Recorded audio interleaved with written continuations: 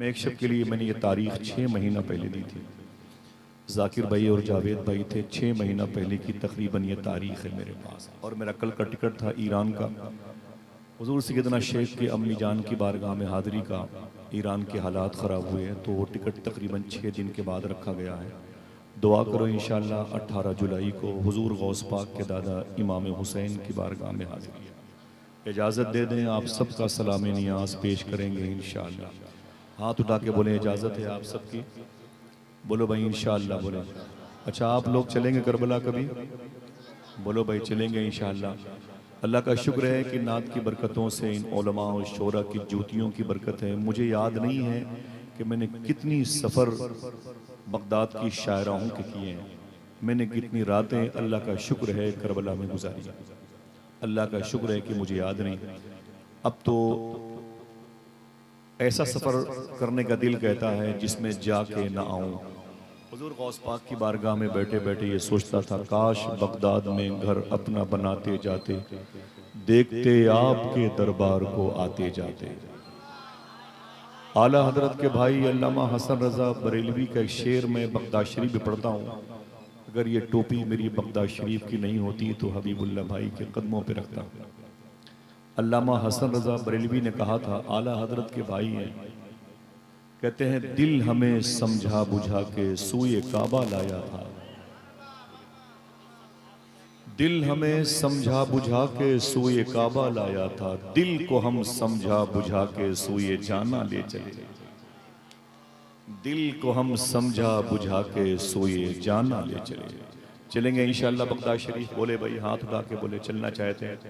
मैं गुजारिश करूंगा कि एक एक शख्स उठने की पोजीशन में ना हो। आप कहीं से भी, किसी भी खाने से, कोने से, कालम से उठें और चले जाएं मिंबर शरीफ के। जो मेरे तमाम तर मोहसिनीन हैं, मैं नहीं चाहता कि मेरी गुफ्तगू को समाप्त करें। अल्लाह के रसूल सल्लल्लाहु अलैहि वसल्लम के बेटे पर इल्ज़ाम लगाया इस दौर के लोगों ने, मरवा दिया कासिम को, अली असगर को, औनो मोहम्मद को, इब्राहिम और मोहम्मद को, जनाब मुस्लिम बिन अकील को इमाम हुसैन ने ज़बरदस्ती इनकी औलादों को यतीम किया, इनकी औरतों को बेवा किया। मरने का शौक था तो करबला खुद चले गए। ये इल्ज़ाम है वहाबिया दयाबना की तरफ। इमाम शुहदा कॉन्फ्रेंस से मुजफ्फरपुर की ज़मीन में नहीं है, 25-30 चैनल के लोग इसको आज रिकॉर्ड कर रहे हैं, पूरी दुनिया इसे सुनेगी। मैं उन जालिमों के सवालों का जवाब देने के लिए आपके कदमों के नीचे बैठा हूँ। दिल कहे तो बैठे रहिएगा, हालांकि दिल तो कहता ही है बैठने के लिए, नफ्स की वजह से लोग भाग जाते हैं। ठीक है, वैसे मैं बहुत जल्दी माइक पर आने का आदी हूँ, लेकिन जब बड़े हों तो वहाँ खामोश रहा जाता है।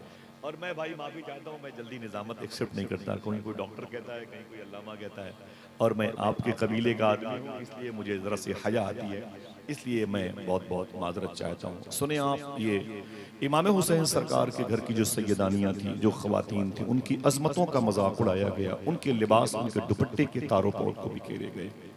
एक बात बताता हूँ, उनकी अजमत के बारे में कहा गया, इनका कोई लेबल नहीं, कोई स्टेटस नहीं था। आम घराने की औरतें करबला में हुसैन के साथ थीं, और जो बेवा हुई, जिनके बच्चे यतीम हुए। साहिबों कोई जोर से नारा मत लगाए, कोई जोर से बोले नहीं। माइक में जो इको है इसकी आवाज़ बंद कर दें भाईजान। माइक आपका बहुत अच्छा है, ये राकेश साउंड सेंटर। जितने भी मेरे हिंदू भाई करीब में हैं, मैं गुजारिश करूंगा कि वो सब बैठे, क्योंकि जौहर रामपुर से कहता है कि इंसान को बेदार तो हो लेने दो, हर कौम पुकारेगी हमारे हैं हुसैन। इसमें बिरादरी की बात नहीं की। डॉक्टर सुधीर अवस्थी ने हमारे चेहरे पर तमाचा मारा था, सच्चा शेर कहा था। यजीदियों की पहली सफ में 800 हाफिज कुरान थे, बड़े बड़े मुहद्दिसीन और फुकहा की जमात 22,000 लश्कर में शामिल थी, और काजी शुरेह जैसे अजीम मुफ्ती जो आज अब तक नारे जहन्नम में जल रहे हैं, अपने वक्त के बड़े अजीम मुफ्तियों में शामिल था वो शख्स जिसने हुसैन की कत्ल के फतवे दिए थे। डॉक्टर सुधीर अवस्थी कहता है, कभी भी सुन्नियों के नजदियों से दिल नहीं मिलते, यहाँ के उर्स में हमको कभी बातिल नहीं मिलते, हम अपनी बज़्म में ये फख्र से ऐलान करते हैं, हमारी कौम में शब्बीर के कातिल नहीं मिलते। साहिबो एक ऐसा तमाचा है जो मुझे एक्सेप्ट करना है, भागना नहीं है, बैठे रहना है और थोड़ी सी बातें सुने। मैं अपनी बहनों से गुजारिश करता हूँ कि आवारगी की तो इंतहा हो गई है। लड़कियां शादी के बाद, मालूम है अभी अभी मैं एक शहर में गया था तो वहां पता चला कि एक लड़की 3 महीने के बाद जिस ससुराल के करीब रहती थी ना, वहीं पर एक बियर बार की दुकान थी, निकाब ओढ़ करके शराब की बोतल खरीद करके पी रही थी। लोगों ने उसे पकड़ लिया, बोले जालिमा तुझे शर्म नहीं आती, तू कौन है? उसने अपना तारुफ मजबूरी में कराया। लोग उसके घर गए, जब उस लड़की को बिठा के पूछा गया तू और शराब, ये निकाब और साथ में इस्लामी शिआर, इस्लामी निशानियां और शराब की तू दहलीज पर खड़ी है, तो लड़की ने रो करके कहा था मेरा बाप शराबी था, प्लास्टिक के एक ब्लैक रंग की थैली में वो रोजाना एक बोतल शराब की लाता, फ्रिज में रखता था। मैं फ्रिज खोलती तो मुझे बदबू नजर आती थी। एक दिन मैंने उसे चेक किया तो मुझे वो नशे की सी कैफियत दे गई। मैंने उसे दोबारा दूसरे दिन पिया तो मुझे अच्छा लगा, फिर आहिस्ता आहिस्ता मैं भी शराब की आदी हो गई। बोले फिर क्या हुआ? बोले रात को मेरा बाप शराब पी के सो जाता था और फिर मैं भी अपने बाप की उस बोतल से थोड़ी सी शराब पी लेती थी। फिर वो लड़की रो के कहती है मेरी शादी हो गई, मैं ससुराल में आ गई, शराब न मिली, बर्दाश्त करती रही, बर्दाश्त ना हुआ तो निकाब ओढ़ करके मैं बियर बार के सामने आ गई। भेज दो अपनी बहन बेटियों को किसी कॉन्वेंट में, किसी इंस्टीट्यूट में, किसी मदर टेरेसा में, किसी सेंट जेवियर्स में, किसी सेंट जोसेफ में। मत बिठाओ उन्हें मदरसों के मकातिब की दीवारों के साए में, मत आने देना उन्हें जलसों के साए में। भाग जाना और उन्हें भी हटा देना। क्या जरूरत है हुजूर की बातें सुन करके? हम तरक्की करने वाले लोग हैं। शायर कहता है कि अपनी मिट्टी ही पे चलने का सलीका सीखो, संग मरमर पे चलोगे तो फिसल जाओगे। सूफी सुल्तान में फरमाते हैं एक जिंदगी है तुझे मिली है, उसे भी कोर्ट कचहरी में, उसे भी आवारगी में, उसे भी चौकट, उसे भी होटलों के पबजी खाने बैठ करके तू खर्च करता है। ये बता अल्लाह को राजी करने के लिए क्या तुझे दूसरी जिंदगी मिलेगी? साहिबो बैठ जाओ। मुझे मालूम है पूरी दुनिया देखता हूँ, हिंदुस्तान के बाहर कभी सफर करता हूँ हर 1.5 महीने 1 महीने के बाद। आज मैं आपके कदमों के नीचे आ गया हूँ इन सरकारों की वजह से। थोड़ी सी बात सुने, न किसी को नारा लगाना है, न किसी को हंसना है, न किसी को अपने मोबाइल का इस्तेमाल करना है। मालूम है मुसलमानों की आवारगी का आलम क्या है? अभी तकरीबन 5 दिन पहले कानपुर के होटल से 5 मुस्लिम लड़कियां पकड़ी गई। ये बात मैं अगर माइक से जोर से बोलूं तो आप कुर्सी से गिर जाएंगे। उनमें 3 लड़कियां मदरसे में पढ़ने वाली थी जो अपनी इज्जत बेचने के लिए होटलों की जीनत बनी हुई थी। खिंजीर का गोश्त खाने वालों से अपनी बाहें मिला करके रातें गुजारती थीं वो लड़कियां जिन्हें हुजूर ने दुरूद पढ़ने के लिए अपनी उम्मत में शामिल किया था। 14 फरवरी को दिल्ली के एक होटल का मुस्लिम मैनेजर कहता है खून के आंसू रोता हूं जब 14 फरवरी को मैंने रजिस्टर देखा तो मेरी होटल में 120 लड़के और लड़कियां अय्याशी करने के लिए आए थे वैलेंटाइन डे के मौके पर। जब मैंने देखा तो उसमें तकरीबन 95% लड़के गैर मुस्लिमों के थे और 80% लड़कियां हुजूर की उम्मत की थी। खेल कूद करने के लिए बहुत पैसे हैं, तफरीबाजी के लिए बहुत पैसे हैं। साहिबो ये मत कहना कि उसमें मेरी बेटी नहीं थी तो हुजूर की उम्मत की बेटी और आपके दौर की ही बेटियां थी। कोई बात खेल कूद की निस्बत से नहीं है। बैठे हुजूर की मजलिस में, मैं आपसे हाथ जोड़ता हूँ, मैं आया हूँ, इतनी आसानी से आपको नहीं मिल सकता। हाँ ये है कि इमाम हुसैन जब चाहे मैं यहाँ आके झाड़ू लगा सकता हूँ। आपका मुझ पर एहसान होगा, आप थोड़ी सी मुझसे गुफ्तगू समाअत कर लेंगे और अदब और एहतराम के साथ बैठेंगे। सोहबतों के साथ मिलता क्या है, मजलिस रसूल में बैठने के साथ क्या मिलता है? कहा गया कि इमाम हुसैन के साथ में जो औरतें थी वो आम घरानों की थी। अजीब बात है, फलस्तीन के करीब में एक शहर है जिसे निबहान कहते हैं। फैजी भाई बैठे बैठे बैठ जाओ। फलस्तीन के करीब में एक शहर है जिसे निबहान कहते हैं। इसमें इको कम करें भाईजान, तो इको कहां गए? माइक इको इसका कम कर दें, इको इसका कम कर दें, जो जैसा मैं कहूँ वैसा कर दें। राकेश भाई बहुत अच्छा माइक है, इको कम कर दें। अब इसकी थोड़ी सी आवाज बढ़ा दें, इसकी आवाज थोड़ी सी बढ़ाएं। बेटे बैठ जाओ बैठ जाओ बैठ जाओ बैठ जाओ बैठ जाओ बेटे बैठ जाओ बैठ जाओ, आराम से बिठाइए, आराम से बिठाइए, बैठ जाओ बैठ जाओ। सुने, अगर मदरसे के उसूल की 4 दीवारी के आईन में बच्चों को तालीम न दी गई तो फिर यही हाल होगा। कुरान पढ़ने वाले एक तरफ कुरान का बोसा देंगे, दूसरी तरफ कुरान के पारों को टिश्यू पेपर बनाया जाएगा। एक तरफ माएँ अपनी गोद में अपने बच्चों को लेके हुजूर का आशिक बनाएंगी, एक तरफ यही बच्चे नशे की गोलियां खा के हुजूर की मजलिस की हुर्मत को पामाल करेंगे। बैठ जाएं, सब लोग बैठ जाएं, कोई बात नहीं, जाने दें उनको, भैया बैठ जाएं। खून पसीने करके जलसे होते हैं, बैठे आप। एक जगह है जिसे फलस्तीन कहते हैं, उजड़ा हुआ मुल्क, रोती हुई बच्चियां 9 आबादियाती के मुंतजिर हैं वहां के मकीन और मकानात। मेरी दुआ है अल्लाह फलस्तीन के लोगों पे करम फरमा दे, आमीन कह दो। हाँ, पुलिस डिपार्टमेंट के तमाम तर जिम्मेदार लोग बैठे हैं। आप लोग कहाँ जा रहे हैं भाई? सब लोग बैठे वहां पर, वहीं पे खड़े रहे, या तो कहीं जमाओ जमा ना हो आप खामोशी के साथ बैठे। सुने आप, 2-4 मिनटों में दिक्कत होगी तो मैं चला जाऊंगा। आपके पैसे आपको मुबारक हो, इतनी बड़ी दुनिया है, समझे। कहीं भी हुजूर का जिक्र करके अपने बच्चों का पेट पाला जा सकता है, एकदम सीधी सी बात, समझ रहे हैं आप। ऐसा नहीं कि मैं अपने बच्चों के लिए बोझ था तो आ गया, मैं अपने घर पे अपने बच्चों पर लोड था इसलिए आ गया। ना ना ना, इस जमीन पर मुझे हुजूर की बातें करके इस जमीन को मैदान महशर में अपने लिए गवाह के तौर पर बनाना।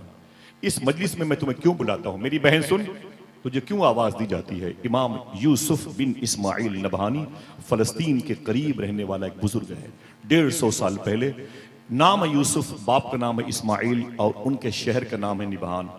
बाप का नाम है इस्माइल, उनका नाम है यूसुफ। कोई पूछे उनका नाम तो क्या बताएंगे, यूसुफ। ऊंची बोलो, आवाज कमजोर है आपकी। यूसुफ नाम है, 150 साल पहले के बुजुर्ग हैं, अल्लाह के रसूल के बड़े अजीम आशिक हैं। मदीने से आते तो मदीने में फिर जाने के लिए तड़पते थे, जब मदीने से वापस आते तो फिर मदीने जाने के लिए तड़पते।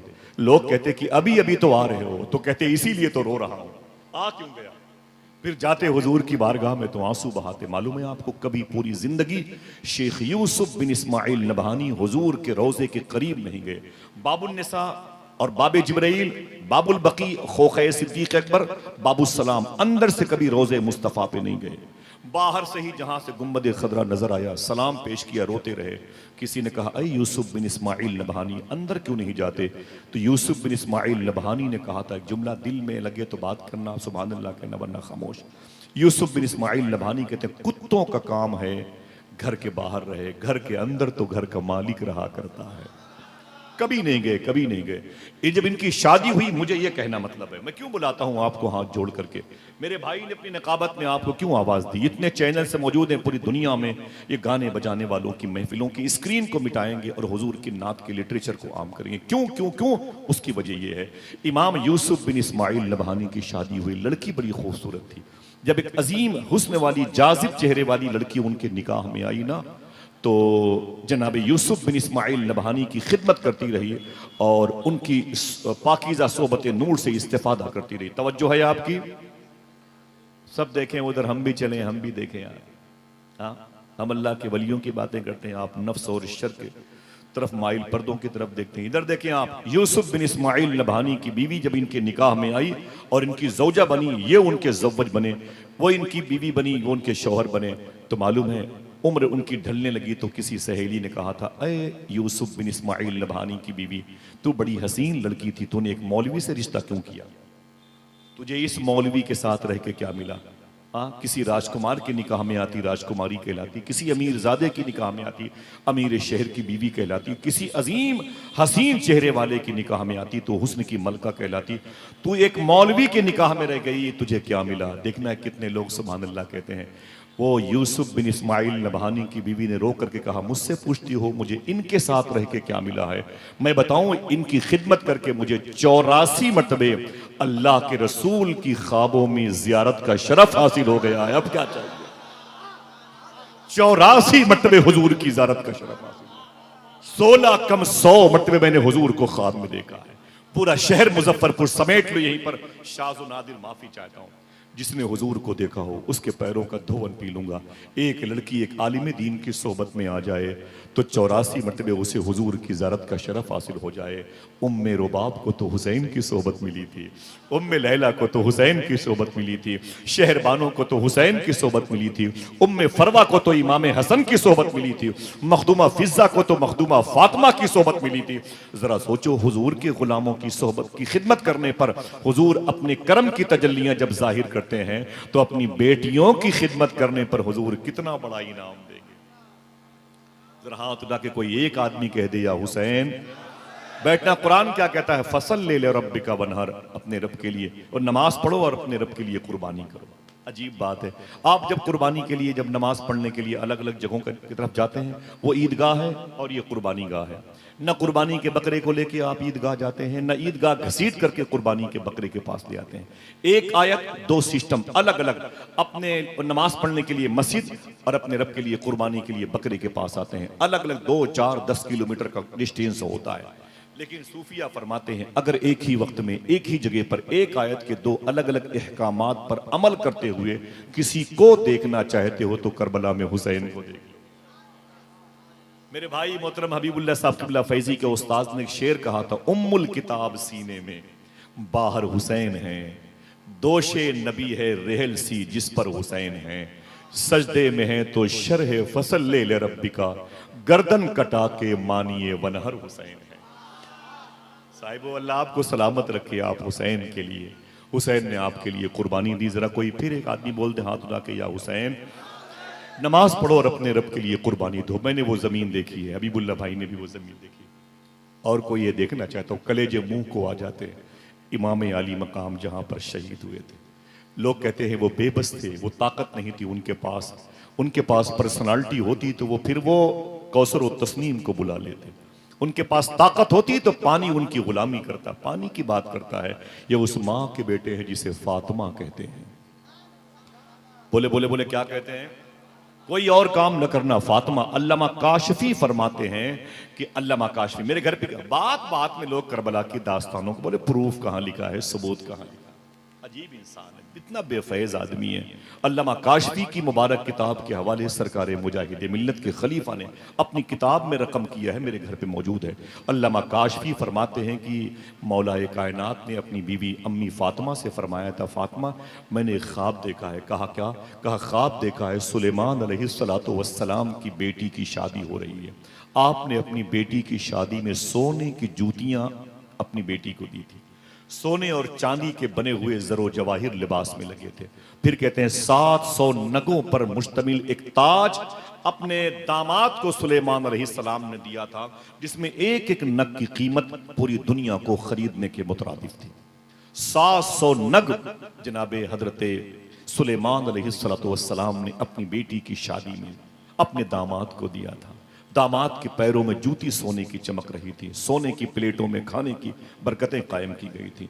पूरी कायनात के उशाक वहां पे जमा थे। मौलाए कायनात ने जैसे ये बयान किया, मखदूमा फातिमा कहती मेरी आंख में आंसू आ गए। कहीं मेरे शौहर अली ने ये न सोच लिया हो कि जब रसूलों के सरदार की बेटी की शादी हुई तो हुजूर ने तो जहेज में कुछ न दिया। मालूम है, किताब मेरे घर पे है, उसमें लिखा हुआ है लकड़ी की एक चप्पल थी, 2 पैरों की लकड़ी की एक चप्पल थी जहेज के नाम पर, और 4 गद्दे थे जिसमें से 2 गद्दों में ये खजूर की छालें भरी हुई थी, और पानी का एक मशकीजा था, एक मिट्टी का मटका था, 2 प्याले थे, एक में खाना एक में पानी पीने के लायक। अल्लाह, 2 तकिए थे। अल्लाह के रसूल ने अपनी बेटी की शादी में, कभी आऊंगा तो हुजूर की बेटियों की शादी की बात करूंगा, आपकी तबीयत को बालिदगी हासिल होगी इंशाअल्लाह। दिल से बोलो इंशाअल्लाह। सुने, अल्लाह के रसूल की बेटी कहती मुझे फीलिंग हुई कि मेरे शौहर ने ख्वाब देखा कि सुलेमान जिनको नबूवत और रिसालत मेरे अब्बू के सदके में मिली है, वो अपनी बेटी की शादी में सोने की जूतियां दे रहे हैं, अपने दामाद को 700 नगों पर मुश्तमिल ताज दे रहे हैं, और मेरे अब्बू ने तो मुझे कुछ न दिया, मेरे दामाद तो कुछ न दिया। कहीं फीलिंग न हो तो मखदूमा फातिमा हाथों को उठा के दुआ करती थी, मेरे मौला मेरे शौहर के दिल से ये ख्याल निकल जाए या इस सवाल का जवाब माकूल मिल जाए।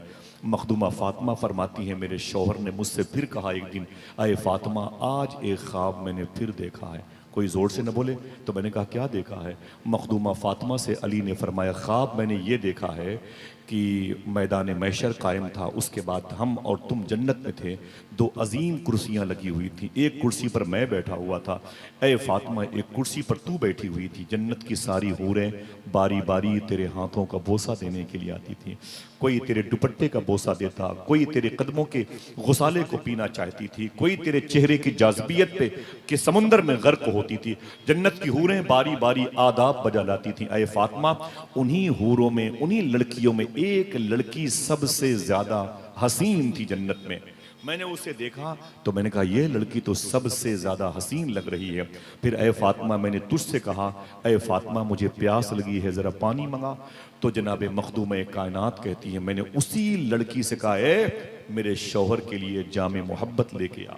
वही लड़की जो सबसे हसीन थी, जब वो शराबे इश्क मार्फत की शराब वो लिक्विड जन्नती बहारों की कौसर और तस्नीम की सूरत में लेके आई तो मखदूमा फातिमा कहती मैंने उस प्याले को अपने शौहर को दिया, जैसे मेरे शौहर ने वो पानी, वो शराब, वो जामे इश्क पिया, तबीयत को राहत महसूस हुई, आपने वो प्याला फातिमा को दिया और फातिमा ने उस प्याले को उस लड़की को दिया, जैसे वो लड़की जाने लगी। वाकई का टर्निंग पॉइंट देखें। अब देखना है कौन कौन सुभान अल्लाह कहता है। मखदूमा फातिमा कहती जैसे वो लड़की, तवज्जो है, जैसे वो लड़की प्याला लेके आगे बढ़ी, मैंने अपने शौहर से कहा ऐ मेरे शौहर, इस लड़की को पहचानते हो जो मेरी बारगाह में आदाब बजा ला रही थी, जो मेरे कदमों का बोसा दे रही थी, जो आपके लिए ये शरबत लेकर के आई थी? अली फरमाते हैं फातिमा मैं इसे नहीं जानती। तो फातिमा फरमाती हैं, देखना कौन कौन सुभान अल्लाह कहता है। फातिमा फरमाती ऐ मेरे शौहर अली, ये वही सुलेमान अलैहिस्सलातु वस्सलाम की बेटी है जिसकी शादी में उसके बाप ने सोने की जूतियां अता फरमाई थी, जिसके शौहर को जिसके बाप ने 700 नगों पर मुश्तमिल ताज अता किए थे। ऐ मेरे शौहर, आज उसकी, उस सुलेमान की बेटी, आज उस शौहर की बीवी फातिमा के कदमों का बोसा ले रही है। जरा सोचो, जिस फातिमा के कदमों की इत्तिसाल का शरफ पाने वाली किरणों का ये आलम है, तो जरा सोचो कि उस फातिमा की गोद में, इंस्टीट्यूट में, दरसगाह में पले हुए इमाम हुसैन का आलम क्या होगा। मेरे ये टॉपिक नहीं कि मैं मौला अली और फातिमा की बात कई घंटे की गुफ्तगू कर सकता हूं, लेकिन एक शर्त पर आप बोले नहीं, बस बैठे रहें, 2-4 मिनटों के बाद दिल कहे तो सुभान अल्लाह कह दें, वरना बैठे रहें, कोई हंगामा ना करें, कोई हंगामा ना करें। मैंने करबला की जमीन देखी है और बहुत देखी है, खेमा गाहे अहले बैत पर लिपट लिपट के बड़े आंसू बहाए। अल्लाह का शुक्र है, जब मैं अपने दोस्तों को लेके गया था अहले बैत के खेमे के पास, तो मेरे दोस्तों ने कहा आसिफ भाई ये कौन सी ज़मीन है? तो मैंने कहा तुम्हें नहीं पता कि इसी ज़मीन पर इमाम हुसैन आए थे और आकर के आपने फरमाया था ऐ मेरे अली अकबर, इस ज़मीन को क्या कहते हैं? तो अली अकबर ने किसी से पूछा तो किसी ने कहा इसे वादिय तफ कहते हैं, तो और फे वादिय तफ कहते हैं। तो मौला हुसैन ने फरमाया अली अकबर किसी बूढ़े को बुलाओ जो करीब की बस्ती का हो। करीब में एक बस्ती थी 2 किलोमीटर के फासले पर, जहाँ कबीले असवद के लोग आबाद थे। पर मैं बुला के लाओ, किसी बूढ़े को बुला के लाया गया। इमाम हुसैन ने कहा कि चचा आप उम्र की बहारें बड़ी लंबी गुजार चुके हैं, तजर्बा होगा, इस ज़मीन को क्या कहते हैं? उस बूढ़े ने कहा ऐ मुसाफिर, इस ज़मीन को वादी तफ कहते हैं। इमाम हुसैन ने कहा इस ज़मीन को क्या कहते हैं? उसने कहा इसे वादी नैनवा कहते हैं। इमाम हुसैन ने कहा और इस ज़मीन को क्या कहते हैं? उस बूढ़े ने कहा ऐ मुसाफिर, इस ज़मीन को वादी करबला कहते हैं। इतना सुना तो इमाम हुसैन ने अपना मुसल्ला बिछाया, 2 रकात नमाज पढ़ी और इतना रोए कि दाढ़ी भीग गई। अली अकबर ने कहा बाबा जान, इस कदर इस पथरीली ज़मीन पर रोने की वजह क्या है? मौला हुसैन ने फरमाया नहरवान की जंग से वापसी के मौके पर इसी राह से मैं गुजर रहा था तो मेरे साथ मेरे अब्बू मौला अली थे।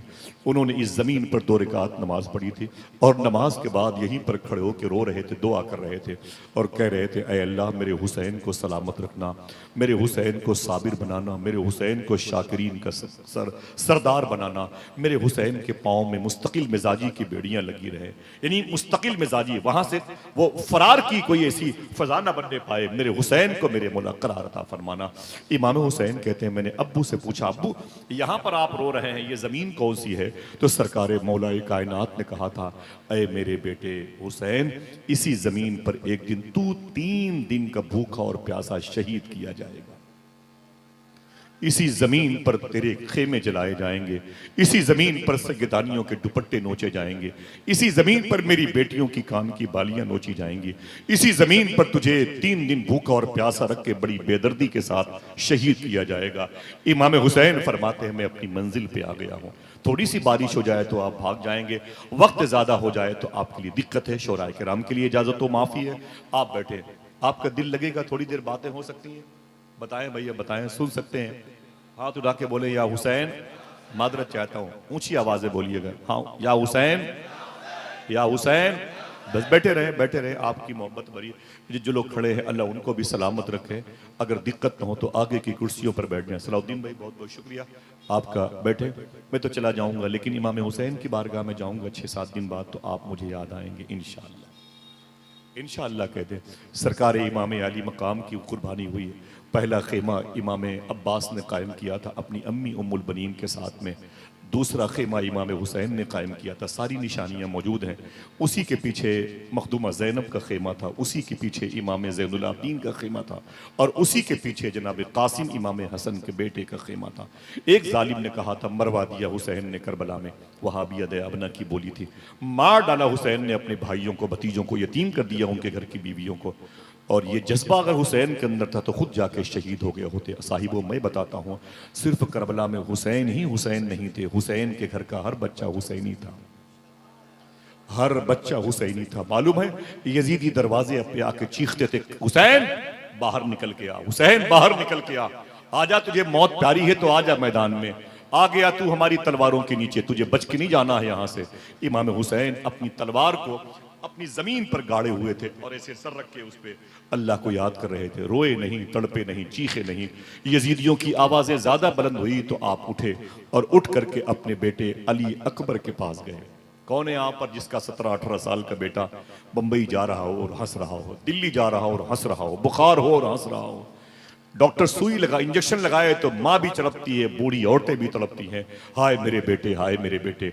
इमाम हुसैन ने कहा, अय मेरे अली अकबर। फरमाया, जी बाबा जान। इमाम हुसैन ने कहा, मैदान करबला में जा, करबला की सख्त फजाएं तेरा इंतजार कर रही हैं, जाना ना हौज कौसर पे तेरे लिए जामे इश्क लेकर के इंतजार कर रहे, जा मेरे बेटे, मैं तुझे इजाजत देता हूं, तू शहीद हो जा।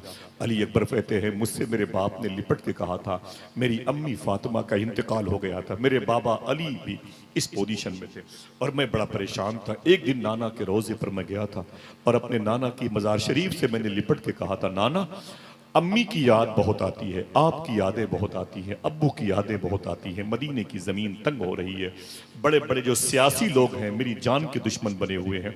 अब नाना जान, आपकी आंखें कैसी हैं, आपके रुखसार कैसे हैं, आपके लब कैसे हैं, मैं उसे देखना चाहता हूँ, कोई नहीं है आप जैसा, आप जैसा चेहरा किसी के पास नहीं है। मैं ये कह करके अपने नाना की मजार से लिपटा था, मेरी आंख लगी तो नाना ने मेरे ख्वाब में आके कहा था, हुसैन किसको देखना चाहता है? तो मैंने कहा, नाना मुसीबतों में आपको देखना चाहता हूँ, परेशानी में आपको देखना चाहता हूँ।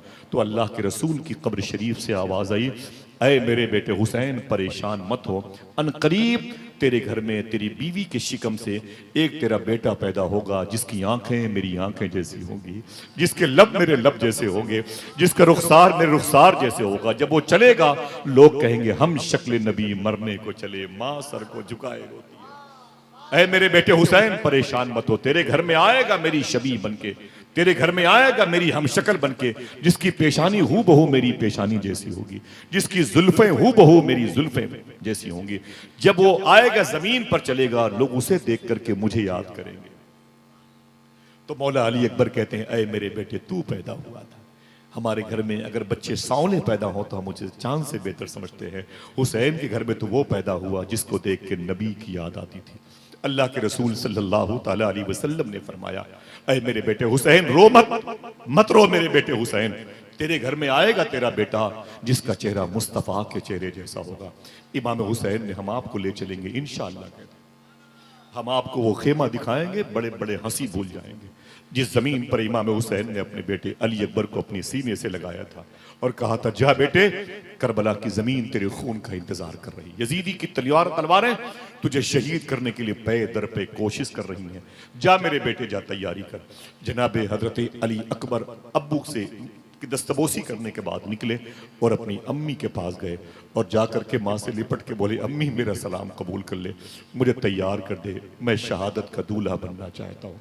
ऐ मेरी माँ, मैं 18 साल का हो गया, तूने मुझे बड़ी मशक्कतों से पाला था, मेरी माँ मैं जा रहा हूँ करबला और अब कभी वापस नहीं आऊंगा, नाना हौज़े कौसर पर मेरा इंतजार कर रहे हैं। अल्लाह के रसूल सल्लल्लाहु अलैहि वसल्लम का ये बेटा अली अकबर अपनी माँ से बोला, वो चादर दे दे जो मेरे नाना अपने कांधे पर डाला करते थे, मेरे कमर में वो पटका बांध दे जो मेरे बाबा अली का था, मेरे सर पर मेरे आका अब्बास की वो पट्टियां बांध दे, मेरी माँ मुझे तैयार कर दे। अली अब्बास जनाबे अली अकबर तैयारी कर रहे हैं, जैसे तैयार हुए तलवार अपने हाथ में ली, ढाल अपने हाथ में ली और माँ से जैसे लिपट के रोए, मेरी माँ ये तेरा अलविदाई सलाम है, कुछ कहना है? तो मखदूमा अम्मी जान ने फरमाया, अहे मेरे बेटे तू शहीद हो जाएगा, तुझे मैंने इसीलिए पाला है, सुन जब मदीने वाले आका से तेरी मुलाकात हो तो हुजूर को मेरा सलाम बोल देना।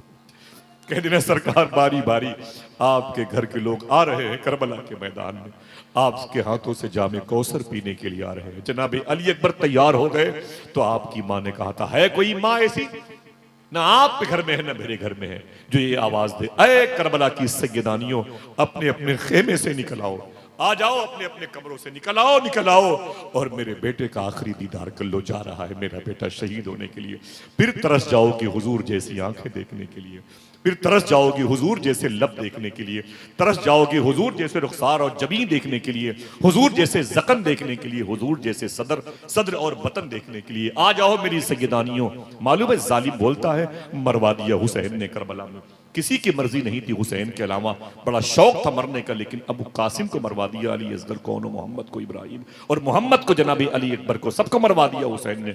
जालिम तेरी जबान खींच लूं ऐसी बातें करता है, अभी नहीं तुझे पता चलेगा मैदान महशर में, तू तेरे जुर्म की सजा तुझे जरूर मिलेगी।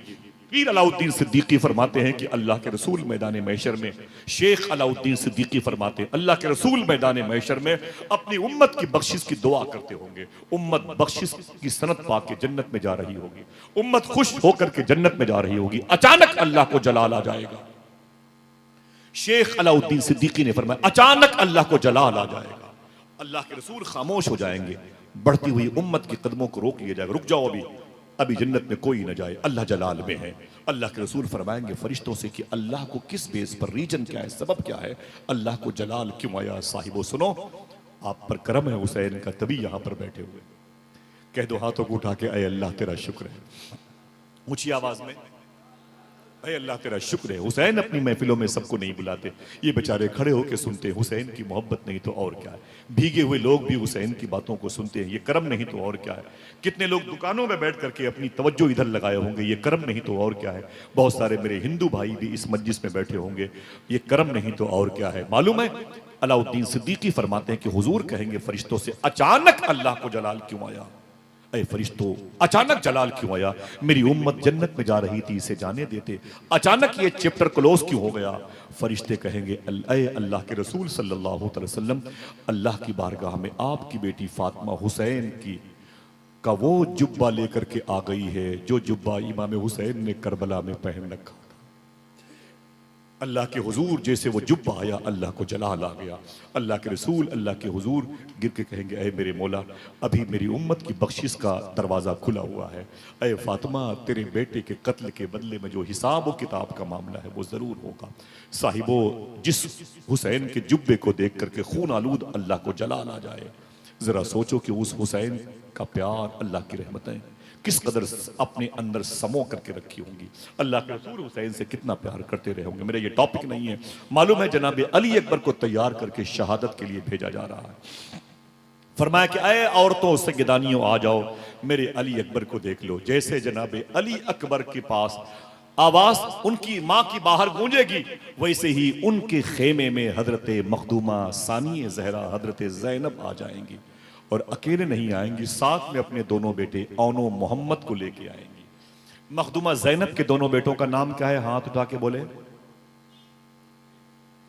मैंने आपसे कहा था हाथ उठा के बोले हैं। उनके दोनों बेटों का नाम है हजरत औनो मोहम्मद। अब बोले क्या नाम है, ऐसे हाथ उठाया जाता है, क्या नाम है, हजरत औनो मोहम्मद। ये मखदूमा जैनब के बेटे हैं दोनों। औनो मोहम्मद इमाम हुसैन की बहन है, ये उनके दोनों सगे भांजे हैं। इनके अब्बू का नाम है अब्दुल्ला। ये मदीने शरीफ में जब इमाम हुसैन करबला के लिए निकल रहे थे तब बिजनेस के लिए बाहर गए थे नहीं, इजाज़त दे रखी थी। जनाब अब्दुल्ला इमाम हुसैन के बहनोई हैं, मखदूमा जैनब इमाम हुसैन की छोटी बहन है सानिया ज़हरा। आप इनके निकाह में आई थी। जनाब अब्दुल्ला बेटे हैं किसके, जनाब जाफर बिन अकील बिन अबी तालिब के। जनाब अबी तालिब के बेटे हैं जनाब अकील, उनके बेटे हैं जनाब जाफर। जनाब अबी तालिब के बेटे अली, उनके बेटे इमाम हुसैन। जनाब अबी तालिब के बेटे अकील, उनके बेटे हैं जनाब मुस्लिम। समझ गए, ये सब एक ही मुबारक जंजीरों से बंधे हुए हैं। सुभान अल्लाह।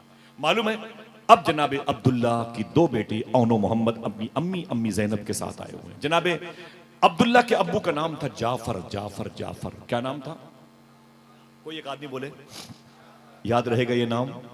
आपके शहर में कोई रहता है जॉर्डन में, नाम तो सुना होगा। जॉर्डन में एक जंग हुई थी जिसको जंग मूता कहते हैं। उस जंग में अब्दुल्ला बिन रवाहा शहीद हुए थे, जैद बिन हारसा शहीद हुए थे। उसी जंग में मखदूमा जैनब के ससुर हजरत जाफर शहीद हुए थे। जनाब अब्दुल्ला के अब्बू हैं, औनो मोहम्मद के दादा हैं, जनाब अकील के बेटे हैं, जनाब अबी तालिब के पोते हैं, अल्लाह के रसूल सल्लल्लाहु अलैहि वसल्लम के घर के मुबारक फर्द हैं। जनाब जाफर उसी जंग मूता में शहीद हुए थे। जॉर्डन में इनकी मदा शरीफ है। दुश्मनों ने इनके दोनों बाजू को काट दिया था, दोनों बाजू इनके कट गए थे। अल्लाह के रसूल 15-2000 किलोमीटर के फासले पर मदीने शरीफ में बैठे हुए थे। हुजूर रोने लगे। सहाबा ने कहा हुजूर रो तो क्यों? तो मेरे आका फरमाते हैं अब्दुल्ला बिन रवाहा शहीद हो गए, जैद बिन हारसा शहीद हो गए। हुजूर मदीने में बैठे बैठे 2000 किलोमीटर दूर की खबर दे रहे हैं।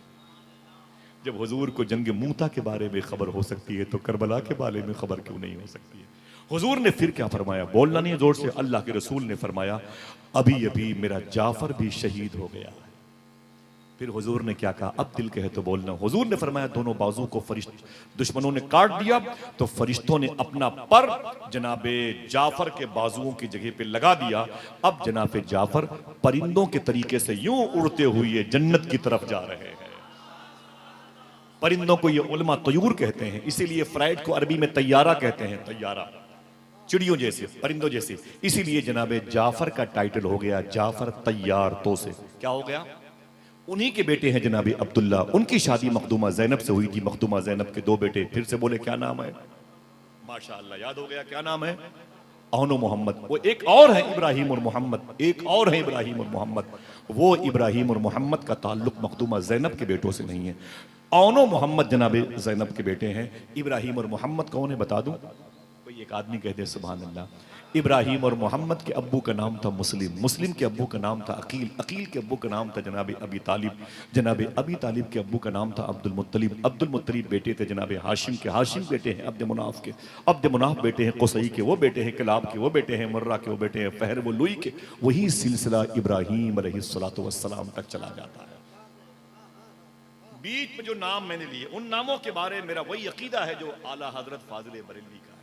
ठीक है, आपका जहन कहीं और न जाए। हाथों को उठा के कोई एक शख्स बोले या हुसैन। वो इब्राहिम और मोहम्मद है जो मुस्लिम बिन अकील के बेटे हैं। वो भी करबला के पहले एम्बेसडर हैं, करबला के पहले सफीर हैं। वो विदेश मंत्रालय में उनकी ड्यूटी, यूं समझ लो। जिनको मुस्लिम बिन अकील कहा जाता है वो भेजे गए और शहीद हो गए। मदार शरीफ कहाँ है? कूफे की तारीखी जामे मस्जिद में मुस्लिम बिन अकील लेटे हुए हैं। उन्हीं के करीब में उस घर का वो मालिक लेटा हुआ है जिसे हानी बिन उर्वा कहा जाता है, जिसके रोजे पर जाने के बाद गर्दनें खुद ब खुद झुक जाती हैं। ऐ हुसैन क्या सलाम पेश करूं, कैसे सलाम पेश करूं? कल कूफा में जिस हानी बिन उर्वा ने आपके घर के फर्द जनाब मुस्लिम बिन अकील को खाना खिलाया, आज उसकी कब्र की चमक दमक जाहिर नजर आती है। अल्लाह। वहीं से मुसैयब शरीफ तकरीबन 150 किलोमीटर के, वो राउंड से जाएंगे तो पड़ेगा मालूम है 125 किलोमीटर। जनाब इब्राहिम और मोहम्मद, छोटी छोटी कब्रें बनी हुई हैं इब्राहिम और मोहम्मद की। मुसैयब शरीफ में शायर ने कहा था दरिया किनारे कहते थे मुस्लिम के दोनों लाल, प्यासों के पेशवा को हमारा सलाम। वो इब्राहिम और मोहम्मद है, ये औनो मोहम्मद है। जनाबे जैनब आ गई कहाँ? अली अकबर और उनकी अम्मी के पास। बोले क्या बात है? बोले मेरा बेटा शहीद होने के लिए करबला में जा रहा है, बलाएं ले ले, अलविदाई सलाम पेश कर ले, दुआओं से नवाज दे, दुआओं की कुलाह को मेरे बेटे के सर पर रख दे। मखदूमा जैनब ने कहा क्या कहा? जिसका दिल कहे वो सुभान अल्लाह बोले। बोले ए अली अकबर तुम नहीं जा सकते करबला के मैदान में। बोले क्यों? फरमाया जब तक मेरे औनो मोहम्मद शहीद ना हो जाएं, किसी और अहले बैत के शख्स को शहीद होते हुए जैनब देखना गवारा नहीं करती। अल्लाह, जब तक मेरे बच्चे न शहीद हो जाएं मैं किसी की शहादत को एक्सेप्ट नहीं करती हूं। अभी ये बहस हो ही रही थी। जालिम ने क्या कहा था? किसी की मर्जी शहीद होने की नहीं थी। अभी अली अकबर की मां ने तैयार किया था अली अकबर को, उनके अगेंस्ट में आ गई मखदूमा जैनब। बात हो ही रही थी तो उम्मे फरवा इमाम हसन के, इमाम हुसैन के सगे बड़े भाई इमाम हसन की बीवी उम्मे फरवा के बेटे के नाम है जनाब कासिम। वो अपने बेटे का हाथ पकड़ के खेमे में आ गई। फरमाया ऐ अली अकबर की माँ, अपने बेटे को कहाँ भेजती है? आपने फरमाया मेरा बेटा करबला में जा रहा है।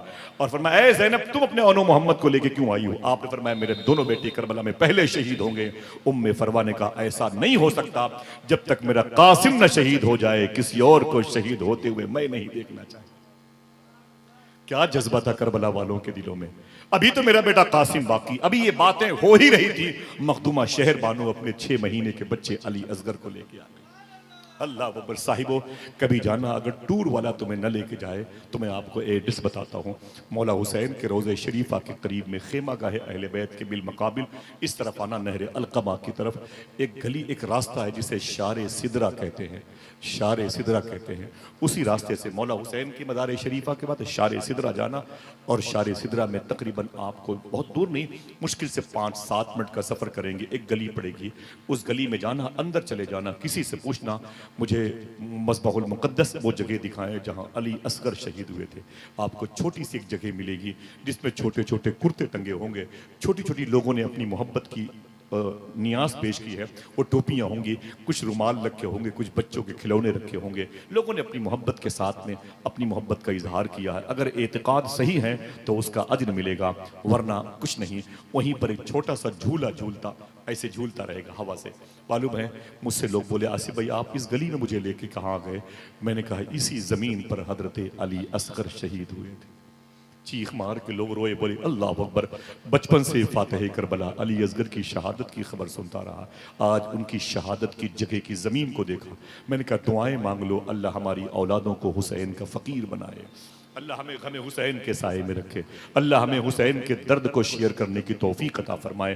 कहते हैं कि जज्बा नहीं था किसी के अंदर जालिम, अली अकबर के मुकाबले में जनाबे हजरत औनो मोहम्मद आ गए, उनके सामने बिल मुकाबिल में जनाब कासिम उम्मे फरवा लेकर के आ गई, जनाब शहरबानो अपने बेटे अली असगर को लेकर के आ गई। इमाम हुसैन ने कहा अली अकबर देर क्यों हो रही है? कहा कि अब्बू जान ये सारी औरतें अपने अपने बेटे को पहले कुर्बान गाह भेजना चाहती हैं। इमाम हुसैन ने कहा नहीं, जब तक मेरा बेटा अली अकबर जिंदा रहेगा मुझे तकलीफ होती रहेगी, मैं अपने भतीजों को, अपनी भांजों को शहीद होते हुए नहीं देखना चाहता, पहले मेरे बेटे अली अकबर को जाने दो। साहिबो, तकरीबन 1.25 किलोमीटर के फासले पर वो शहादत गाह है जनाब अली अकबर, जहां पर शहीद हुए थे। आपके और हमारे बच्चे घुटनों के बल जमीन पर गिर जाए तो हमें खाने नहीं अच्छे लगते, और यही नहीं, अगर बेटा दिल्ली में हो, मुजफ्फरपुर, दरभंगा, इस सीतामढ़ी, इस पूरे इलाके का, और वहां अगर दिल्ली में बीमार पड़ जाए तो माँ को रात भर नींद नहीं आती है। सुबह को कहती है माँ अरे जरा फोन तो मिला मेरे बेटे के साथ, मेरा बेटा रात भर मुझे याद आया कहीं बेटे को तकलीफ तो नहीं है। शायर ने कहा था माँ का इंतकाल भी हो जाता है तब भी कब्रों में माँ मचलती है अपने बेटे को याद करके।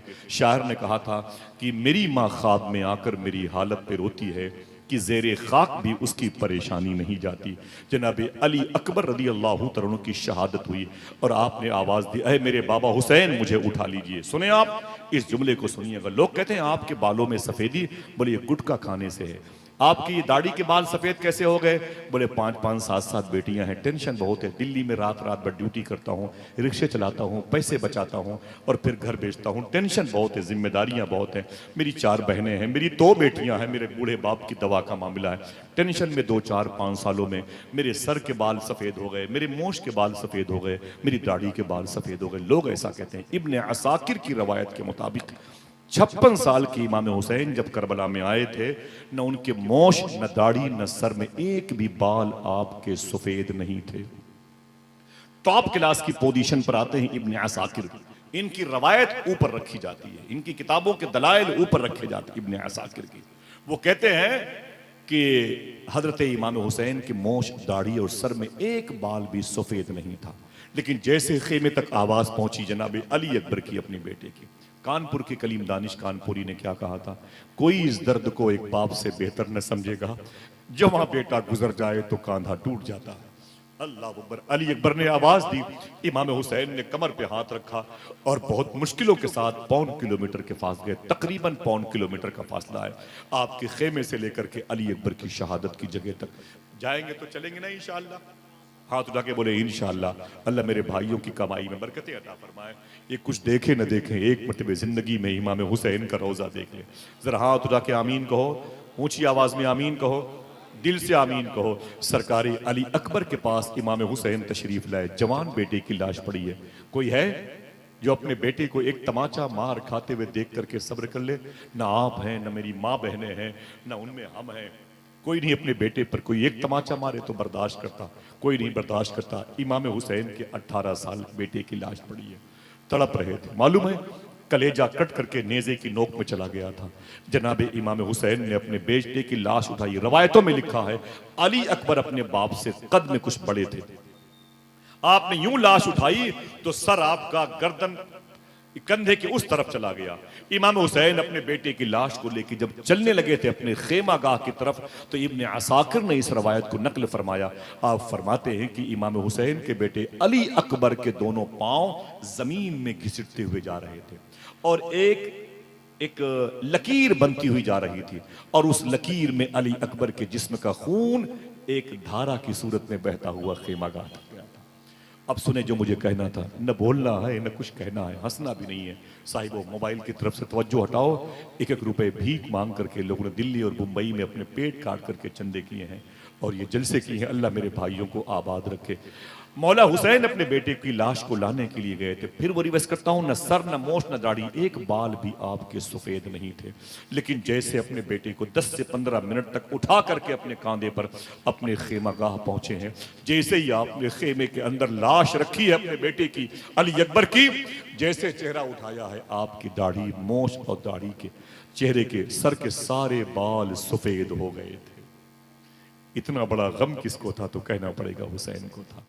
यही वजह है कि हुसैन का गम गमों का इमाम कहलाता है। सारे गम छोटे नजर आते हैं, हुसैन का गम एक शेख की हैसियत से, पीर की हैसियत से, इमाम की हैसियत से है। दुआ करो अल्लाह हमें गम हुसैन के साए में रखे, आमीन कह लो। ऐसे वैसे लोग नहीं थे करबला के मैदान में। एक जात थी जिसको जनाबे अब्बास कहते हैं। नाम सुना है?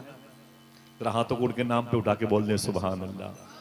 ना ना ना, सबकी आवाज नहीं आई। अल्लाह सलामत रखे। जो पीछे मेरे भाई बैठे ऊंची आवाज से बोले सुभान अल्लाह। गाजी अब्बास का नाम सुना है? जो मेरे भाई खड़े हैं अल्लाह सब पर करम फरमाए। बोलो भाई, गाजी अब्बास का नाम सुना है? ऊंची बोलो। करबला की तारीख के अगर मैं डिटेल बयान करूं तो वक्त मिलने मुश्किल है। मैं अभी 2-3 दिन पहले वापस आया था, 10 दिन लगातार मजलिसों में बयान करके। आप यकीन करें बहुत भीड़ होती थी मध्य प्रदेश के इलाके में, धनपुरी में मैं रहता था, उससे पहले भी गया था। मैं ये समझता हूं कि मर्दों से ज्यादा तो औरतें ही उस मजलिस में बैठती थी। और मैंने इतने दिनों तक वहां बयान किया है। इससे पहले भी गया था, अगले साल 2 साल पहले भी गया था, फिर गया था। मैंने एक मर्तबे भी किसी से नहीं कहा कि आप बैठ जाइए, खुदा की कसम। बच्चों से स्टेज पर कहा मैंने आप चुप रहो, बस इतनी बात की। ऐसा सलीका लोगों के सुनने का होता था। आज मुझे वहां की कुछ झलकियां यहां भी नजर आ रही हैं। सुभान अल्लाह। अल्लाह तेरा शुक्र है मुझे मुजफ्फरपुर की ज़मीन पर ऐसे उशाक मिले हैं, हमसे ज़्यादा इन्हें करबला देखने की तौफीक अता कर दे मेरे मौला। याद आएंगे इंशाअल्लाह, आप याद आएंगे खुदा की कसम। भाई जलसों का मियार बड़ा तब्दील हुआ है। लोग खेल कूद बहुत करते हैं, हंसी मजाक बहुत करते हैं। मुझे तकलीफ होती है, बड़ी तकलीफ होती है। एक ज़ात है करबला में जिसे गाजी अब्बास कहते हैं। ज़रा हाथ उठा के बोले क्या कहते हैं? माशाल्लाह माशाल्लाह। फिर से बोले, जो भाई खड़े हैं वो बोले क्या कहते हैं? आपके पास एक अजीम दौलत है जिसे गाजी। कौन है गाजी अब्बास? मेरी बहनों सुनना, अल्लाह के रसूल की बेटी हजरत फातिमा रदी अल्लाह तआला अन्हा के इंतकाल से पहले आपने अपने शौहर अली से फरमाया था, रमज़ान के दिन है, सुबह का वक्त है, रो रही हूँ। कहा क्यों? कहा मेरे अब्बू आक़ा करीम अभी ख्वाब में तशरीफ़ लाए थे, मुझसे बोले फातिमा तूने सहरी अली के साथ की, तूने सहरी हसन हुसैन के साथ की? तो मैंने कहा जी बाबा जान, मैंने सहरी अपने शौहर और अपने दोनों बेटों ज़ैनब और मोहसिन के साथ, ज़ैनब के साथ की है।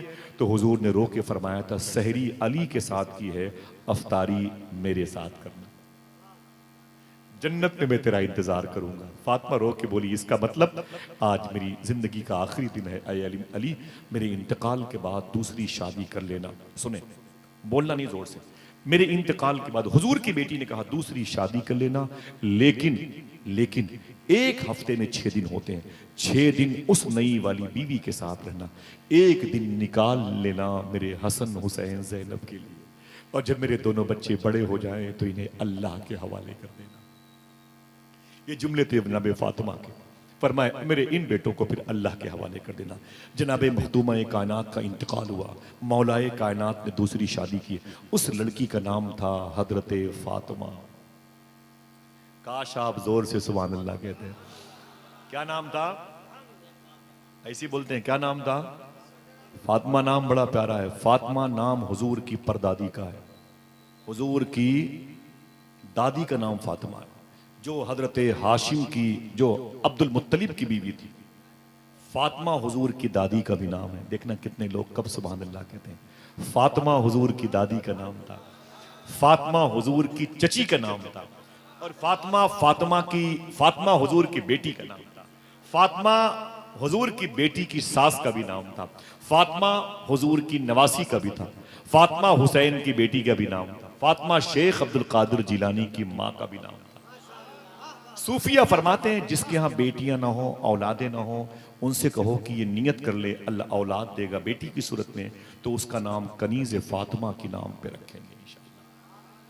मालूम है हुजूर गौस आजम की बात, कुछ भाई मेरे कमरे में आए थे, मैं इशा की नमाज पढ़ने जा रहा था, बोले आसिफ भाई मैं गौस पाक की बातें बहुत सुनता हूँ, मुझे बड़ा अच्छा लगा अपने इन भाइयों का जुमला, तो मैंने कहा मैं आप ही लोगों को सुनाने के लिए करता हूँ, बहुत बहुत खुशी है हुई। बोले आए हैं आप मुजफ्फरपुर तो थोड़ी सी बात गौस पाक की कर लीजिएगा। तो मैंने कहा कि गौस पाक की बातें फिर किसी मौके पर करूंगा, बाकी अल्लाह की मर्जी है, थोड़ी सी बात है, गौस पाक का मेरा टॉपिक नहीं, कभी आऊंगा तो फिर गौस पाक की बात करूंगा इंशाअल्लाह। बोल दे ये बताए तब आप आएंगे नहीं आएंगे? बोलो भाई आएंगे नहीं आएंगे? कहाँ जाएंगे, सारी दुनिया तो गौस पाक की है। मेरा इमाम कहता है, मालूम है मेरा इमाम, तेरी चिड़ियां हैं तेरा दाना पानी, तेरा मेला तेरी महफिल है या गौस, आला हजरत का शेर है। कभी आऊंगा तो गौस पाक की बात करूंगा, अभी मेरा टॉपिक उनके दादा हुजूर है। हुजूर गौस पाक से एक शख्स ने कहा कि हुजूर मेरी 3-4 बेटियां हैं, अगर कोई वजीफा बता दो तो वो पढ़ा करें। देखना है कितने लोग सुभान अल्लाह कहते हैं। हुजूर गौस पाक ने फरमाया अपनी बेटियों से कहना वो पढ़ा करें रोजाना 111 मरतबे, हाथ उठा के सुभान अल्लाह कहना अगर दिल में बात लग जाए तो। हुजूर गौस पाक फरमाते हैं अपनी बेटियों से कहना रोजाना वो 111 मरतबे पढ़ा करें। बोले क्या? फरमाते हैं या फातिमा या फातिमा या फातिमा। उसने कहा हुजूर इससे क्या होगा? बताओगे अपनी बहन बेटियों से? बताओ भाई, बताओगे अपनी बहन बेटियों से क्या पढ़ना है? उसने कहा शेखी फातिमा पढ़ने से क्या होगा? आप फरमाते हैं सुने मेरे गुलाम सुन, जो लड़की या फातिमा रोज पढ़ती है ना, अल्लाह उसको किरदारे फातिमी का सदका अता फरमाता है। सुभान अल्लाह, अल्लाह इस नाम की बरकतें अता फरमाए। उलमा किराम की कलील तनख्वाहों में अल्लाह बरकतें अता फरमाए, दुनिया और आखिरत में कामयाबी अता फरमाए। फिर उसने क्या कहा मालूम भाईजान? उसने क्या कहा मालूम है? उसने कहा हुजूर ये अमल लड़कियों के लिए। किसके लिए? बोले भाईजान किसके लिए? लड़कियों ने क्या पढ़ना? कितनी मरतबे? 111 मरतबे। उसने कहा ये तो लड़कियों के लिए अमल है, हमारे लड़के अगर कुछ पढ़ना चाहें तो। अब देखना है कौन सुभान अल्लाह कहता है। हुजूर गौस पाक कहते हैं अपने लड़कों से बोलना वो मेरा नाम लिया करें, या शेख अब्दुल कादिर जिलानी। हाय हाय हाय, क्या हुजूर गौस पाक का नाम लेंगे इंशाअल्लाह? ऊंची बोल लेंगे। अभी मेरा टॉपिक ये नहीं है, वरना बताता गौस पाक की, अभी तो उनके दादा हुजूर है, अब मेरे सामने उनका फैज़ उनका करम है। आपकी आंखों से निकलने वाले आंसू इस बात की गम्माजी करते हैं कि हुसैन यहीं कहीं है। सुभान अल्लाह। हुसैन की ज़ियारत के लिए हम अपने घरों से निकले न निकले, सूफिया कहते हैं भाई हुसैन की ज़ियारत के लिए आंखों से आंसू जरूर निकलते हैं। हुसैन की ज़ियारत के लिए आंसू जो मेरी माँ बहनों के दुपट्टे में गिरते हैं ना, इनका ताल्लुक ज़ाते हुसैन से होता है, गमे हुसैन से होता है। जरा फिर से कोई एक आदमी बोले लब्बैक या हुसैन। मेरा ये मौजू ये आ गया था बीच में कि अब्बास कौन है जो करबला के मैदान में थे? बेबस थे, जालिम कहता है बेबस थे। अब्बास कौन है? मखदूमा फातिमा का इंतकाल हुआ तो उनके शौहर अली ने दूसरी शादी की, उस औरत का नाम भी था फातिमा, लेकिन वो नाम पेंडिंग में चला गया। वो उनका जो नाम लाइट पे आया वो नाम था उम्मुल बनीन। उस औरत का टाइटल क्या बना? उम्मुल बनीन। कोई पूछे अली की दूसरी बीवी का नाम? माशाल्लाह उम्मुल बनीन। वो फातिमा तो अंदर वो बातिन में है ना। अब जो लाइट पर है मैं चाहता हूं कि वही जिक्र हो जाए, उम्मुल बनीन। कई सारों कोई फातिमा कहे और आप उम्मुल बनीन कहें तो झगड़ा हो जाए, वो एक ही नाम है, ठीक है, उम्मुल बनीन। देखना अब कौन सुभान अल्लाह कहता है। इसी औरत जब मौला अली के निकाह में उम्मुल बनीन आई तो इनके शिकम से एक बेटा पैदा हुआ जिसे दुनिया गाजी अब्बास कहती है। क्या कहती है? ऊंची बोलो, क्या कहती है? गाजी अब्बास कहती है। जब ये पैदा हुए तो बड़े खूबसूरत थे। हुजूर के बेटों की हुस्न के बारे में सुने तो सुभान अल्लाह कहता है। जब ये पैदा हुए कौन? गाजी अब्बास, तो ये बड़े खूबसूरत थे, इतने खूबसूरत थे कि लोग कहते थे खानदान का चांद। कच्ची बात नहीं है कि जेम्स बॉन्ड की फिल्म का चैप्टर नहीं साहिब, वो हकीकत पर मबनी है। इनको लोग कहते ये खानदान का चांद है। क्या कहते थे? और इस खानदान को किस नाम से शोहरत थी? जनाब हाशिम। हाशिम कौन है? हुजूर के सगे परदादा का नाम है हाशिम। क्या नाम है? इसीलिए हुजूर को कहते हैं कि हाशमी खानदान। कि कौन सा खानदान? हाशमी खानदान। अब जब इसी हुजूर के घर में जनाबे अब्बास पैदा हुए और बड़े हसीन थे, बड़े खूबसूरत थे, और अरबी में चांद को क्या कहते हैं? कमर। क्या कहते हैं? कमर कहते हैं। और जब ये पैदा हुए तो इनको लोग कहते थे कि कमरे बनी हाशिम, हाशमी खानदान का चांद आ गया। आज भी करबला में इनकी मजार शरीफ के चारों तरफ यही लिखा हुआ है, अस्सलामु अलैका या कमरे बनी हाशिम, अस्सलामु अलैका या कमरे बनी हाशिम, तुम पर लाखों सलाम हो ए हाशमी खानदान के चांद। ये इतने खूबसूरत थे कि इनको हाशमी खानदान का चांद कहा जाता था। देखना कौन अपने हाथ को उठा के सुभान अल्लाह कहता। इसके बाद मैं बता दूं ये कितने लंबे कद के थे। बता दूं? हाँ, सुनेंगे इंशाअल्लाह। आपके पैरों के नीचे बैठ करके बड़ों की बातें हो रही हैं, आप कितने बड़े हैं इससे अंदाजा करें आप। जनाब गाजी अब्बास इतने हसीन की खानदान का चांद कहा जाता था और इतने लंबे थे, फिर कोई ना कोई सुभान अल्लाह कहेगा। इतने लंबे थे गाजी अब्बास कि खड़े खड़े अपना हाथ ऊंट की पीठ पे रख दिया करते थे। इतने लंबे थे हजरत अब्बास कि अपना हाथ ऊंट की पीठ पे रख दिया करते थे। अगर एक आदमी अपने हाथों को उठा के बोल दे या गाजी अब्बास, ऊंची आवाज में, या गाजी अब्बास, अब मैं बताऊं कि ताकत कितनी थी भाई, बताऊं ताकत कितनी थी। मुझे बहुत हंगामे पसंद नहीं है और इतनी मुबारक महफिल में ये पढ़े लिखे लोग बैठे। बताऊं ताकत कितनी थी मौला अब्बास को? आप अश अश कर उठेंगे। वही बोलेगा जिसे करबला जाना, वही बोलेगा जिसे अब्बास के रोजे पे सलामी पेश करना। इतनी ताकत थी मौला अब्बास के अंदर कि खड़े खड़े अपने पैर के अंगूठे से, माफी चाहता हूं, अपने पैर के अंगूठे से खड़े खड़े मौला अब्बास पत्थरों पे अपने दुश्मन का नाम लिख दिया करते थे। अल्लाह अकबर। फिर से हाथों को उठा के बोले या गाजी अब्बास, या गाजी अब्बास।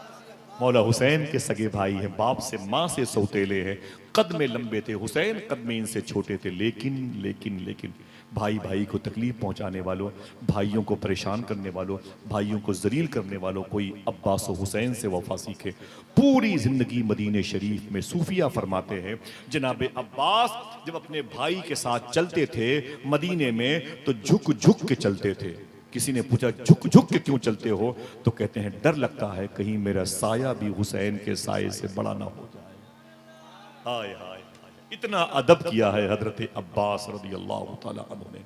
चलेंगे तो मैं आपको वो जमीन दिखाऊंगा जहां पर मौला अब्बास पानी लेने के लिए गए थे। जाते नहीं, वो तो हजरत सुकैना के कहने पर गए थे, अपनी भतीजी के ख्वाब की ताबीर के लिए गए थे। पानी को उठाया और पीना चाहते थे, सकीना की याद आई अब्बास को। और इमाम हुसैन ने कहा था जा तो रहे हो, तलवार क्या कर क्यों लेके जा रहे हो? आपने फरमाया कि मेरी पहचान है। फरमाया तलवार लेके जाओ लेकिन किसी को मारना नहीं। इसको याद रखे नौजवान, कभी भी होटल में बैठ के कोई तुम्हें बहला देगा। मौला हुसैन ने फरमाया अब्बास अपनी तलवार का इस्तेमाल ना करना। बोले फिर? बोले तुमको कोई मारे तो बस इस तलवार से उसके वार को रोकना, बस अटैक मत करना, दिफाई पोजीशन में रहना, अटैक मत करना, मारना नहीं, रोकना, बस उसके वार को रोकना, उसके वार को रोकना। जब मौला अब्बास पानी लाने के लिए गए थे ना, मारने की पोजीशन नहीं बनाई थी, सिर्फ मार को रोकने के लिए दिफाई पोजीशन थी। मारो तो हम रोकेंगे बस। मालूम है अब देखना कितने लोग सुभान अल्लाह कहते हैं 1800 यजीदी मरे थे करबला में। कितने?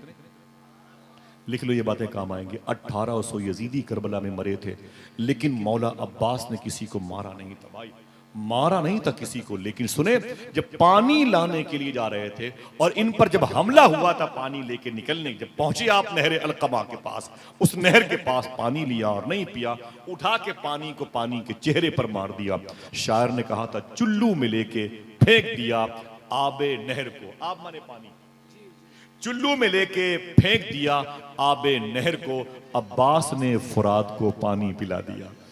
जनाबे अब्बास ने पानी फेंक दिया जब तक मेरी सुकैना न पिए। सुकैना मैंने इसलिए कहा ग्रामर के एतबार से, सुकैना होता है हम जिसे सकीना कहते हैं। आपने फरमाया जब तक मेरी सुकैना तक पानी न जाए मैं पानी कैसे पीऊं, अय मेरे घोड़े तू ही पानी पी ले। आपने जंबील में चमड़े के डोल में पानी भरा और फरमाया घोड़े तू ही पी ले। घोड़े ने अपना सर खेमे की तरफ कर रखा था। 1 किलोमीटर के फासले पर खेमा है मौला हुसैन का। जैसे घोड़े ने अपना सुर्ख किया, मौला अब्बास ने कहा मैंने नहीं पिया तू तो पी ले। घोड़े ने इशारा करके कहा देख देखो मेरी सैयदानियों में से एक शहजादी हुजूर की मखदूमा सुकैना कटोरा लेके खेमे के सामने खड़ी है। हुजूर की बेटी प्यासी हो और मैं पानी पी लो, मुझसे नहीं हो सकता। घोड़े ने भी इनकार किया।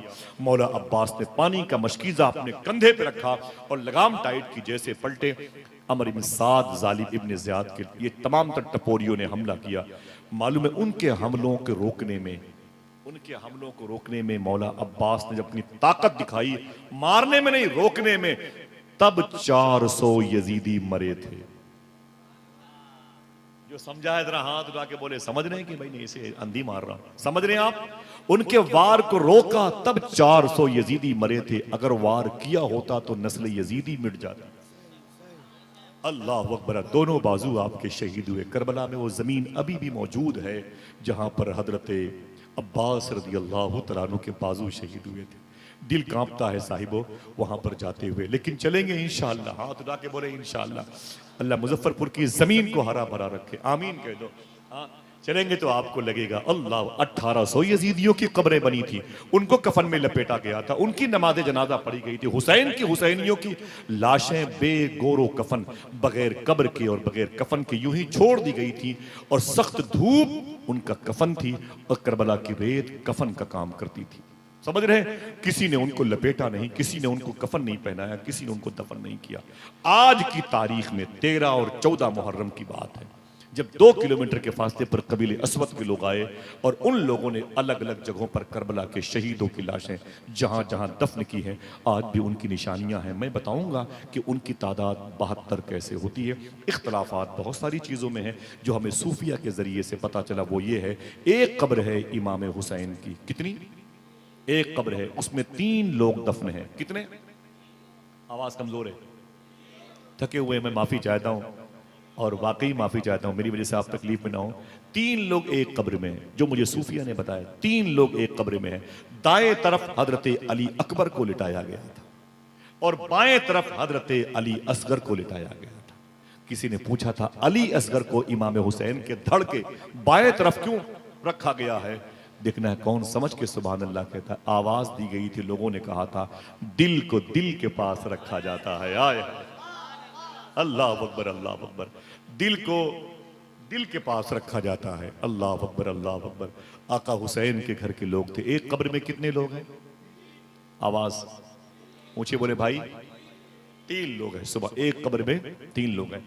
तकरीबन 10 फीट के फासले पर एक कब्र और है, उसमें एक कब्र में 65 लोग की लाशें पड़ी हैं। अल्लाह, कितने? 65 लोगों की एक कब्र में 65 लाशें हैं। इसी में कासिम भी हैं, इसी में जनाबे ज़ुहैर इब्न कैन भी हैं, इसी में जनाबे अब्दुल्ला भी हैं, इसी में जनाबे ज़ैनब के बेटे, क्या नाम है मेरे भाई ने बताया, आप बोले। आवाज कमजोर है, माशाल्लाह याद है। इसी में इन दोनों भाइयों में एक भाई औन नहीं मोहम्मद लेटे हुए। इसमें 65 लोग हैं। एक में 3, एक में 65। कितने हुए? कितने हुए बोलो भाई? 68 हुए। एक में 3, एक में 65। कितने हुए? 68। इमाम हुसैन के सर मुबारका के करीब में एक 72 साल के बूढ़े शहीद लेटे हुए हैं, जिनको हबीब इब्न मज़ाहिर कहा जाता है। कोई बोले नहीं तो एक बात बताता हूं, कोई बोले नहीं ये कौन है? 72 साल के बूढ़े हैं। ये इमाम हुसैन से 16 साल बड़े थे, 17 साल। अल्लाह अकबर। मैदान करबला में आए क्यों? मौलाए कायनात के बड़े ख़ास दोस्तों में थे। मौला अली के पेटेंट दोस्तों में जनाबे हबीब इब्न मज़ाहिर, कुमैल इब्न ज़ियाद, मीसम बिन यह्या तम्मार और जनाबे अबी ज़र ग़िफ़ारी, जनाबे सलमान फ़ारसी, सलमान मोहम्मदी जिनको कहा जाता है। ये बड़े पेटेंट मुसाहिबीन में थे मौलाए कायनात के। उनमें से ये थे। जब ये 16-17 साल के मदीने शरीफ में मालूम है, मदीने शरीफ में थे और इमाम हुसैन दरअसल कम उम्र शरीफ में थे, 2-2.5 साल। एक दिन अल्लाह के रसूल ने इनको बुलाया था। तवज्जो है, माफी चाहता हूं, थक गए आप लोग, सुने, इधर इधर इधर। हुजूर ने बुलाया, इधर आओ हबीब। वो करीब आए, हुजूर ने जनाब हबीब इब्ने मज़ाहिर की पेशानी का बोसा दिया। अल्लाह के रसूल सल्लल्लाहु ताला अलैहि वसल्लम ने जनाब हबीब इब्ने मज़ाहिर के सर पे अपना हाथ मुबारक रखा और दुआ फरमाई। कहा, अय मेरे मौला, हबीब इब्ने मज़ाहिर को सलामत रख, इसको ताकतें अता फरमा, कुव्वतें अता फरमा, अल्लाह इसको बरकतें अता फरमाए, लंबी जिंदगी दे। जब हबीब इब्ने मज़ाहिर चले गए तो सहाबा ने हुजूर से पूछा था कि सरकार, ये तो 15, 16, 17 साल का बच्चा है, आपने इतनी दुआ क्यों दी? अब जिसका दिल कहे वो सुभान अल्लाह कहे। जो हुसैन की मजलिस में हुसैन की मोहब्बत में बैठा वो बोलेगा सुभान अल्लाह। अल्लाह के रसूल ने कहा, सुन मेरे गुलाम मदीने शरीफ के, मैंने हबीब की पेशानी का बोसा इसलिए दिया, मैं हबीब से इसलिए मोहब्बत करता हूँ। वजह यह है कि एक दिन इसी मदीने शरीफ में मेरा छोटा सा हुसैन दौड़ रहा था, यही हबीब इब्ने मज़ाहिर मेरे हुसैन के कदम की मिट्टी उठा उठा के चूम रहा था। मेरे आका फरमाते, सुनो मदीने वालों, जो मेरे हुसैन से मोहब्बत करता है उससे मैं ही नहीं, मेरा खुदा भी मोहब्बत करता है। मालूम है कौन है? ये 15, 16, 17 साल का लड़का मेरी बहन, तेरी गोद का बच्चा भी बड़ा होगा, उसे संभाल, उसे हुजूर का आशिक बना, अहले बैत का फकीर बना। यही लड़का आज करबला में 72 साल का हो गया था। अल्लाह अल्लाह, कमर झुकी हुई थी। मालूम है इमाम हुसैन ने अपने खेमे का चिराग बुझाया था, पता है ना, सबको पता है। चिराग बुझा के फरमाया था, जिसको जाना हो चला जाए, यजीदी मेरे खून के प्यासे हैं, यजीदी मेरी बीवी को बेवा करना चाहते हैं। ऐ मेरे गुलामों, चले जाओ, तुम्हारी बीवियां, तुम्हारे बच्चे आबाद रहेंगे, मैदान महशर में नाना से कह के तुम्हारी शफात करवाऊंगा, चले जाओ चले जाओ। मालूम है कोई गया नहीं। उसी वक्त यही बच्चा जो करबला में जवानी से बुढ़ापे की तरफ आ गया था, उसी ने इमाम हुसैन के बुझे हुए चिराग को जला के कहा था, ऐ हुसैन, जब तक जिस्म के अंदर खून का एक कतरा बाकी है, दामन हुसैन नहीं छोड़ूंगा। इसी को दुनिया हबीब इब्ने मज़ाहिर कहती है। इमाम हुसैन की मदार शरीफा के करीब में अकेले लेटे हुए हैं। कितनी कब्रें हुई माशाल्लाह, याद है? जरा हाथ उठा के बोले, कितनी हुई? एक में 3, एक में 1, एक में 65। कितनी हुई? एक कम 70 हुई। इमाम हुसैन की मदार शरीफा से तकरीबन 3500 फीट की बुलंदी पर 40 टन सोना लगा हुआ है एक गुंबद पर। उस गुंबद के नीचे वो लेटा हुआ है जिसे वफाओं का बादशाह गाजी अब्बास कहा जाता है। अब उनको लेके कितने हुए हैं? बोले बोले कितने हुए? एक में 3, एक में 65, एक में 1, और एक मौला अब्बास की मदार शरीफा है। दरमियान का जो बेल्ट है ना, यही वादी ये जंग करबला है। आप चलेंगे, हम आपको दिखाएंगे वो एक कब्र शरीफ जिसमें मौला अब्बास अकेले लेटे। कितने हुए? 70 हुए। मौला हुसैन की मदार शरीफा से आप बिलमुकाबिल इधर देखेंगे तो 5 किलोमीटर के फासले पर एक मज़ार शरीफा मौजूद है। कोई एक आदमी उनका नाम जानता जरूर होगा, जिन्हें हजरत हुर कहा जाता है। क्या कहा जाता है? आप कितने हुए? बोलो भाई। जब आप करबला से बगदाद शरीफ की तरफ आएंगे ना, तो तकरीबन 7-8 किलोमीटर के फासले पर आपको एक चमकती हुई कब्र मिलेगी। वो कब्र हजरत ज़ैनब के बेटे औनो मोहम्मद में से हजरत औन की है। उनको लेके कितना हुआ? क्यों मेरा इमाम खामोश रहता? कितने बिखरे हुए हैं मदीने के फूल।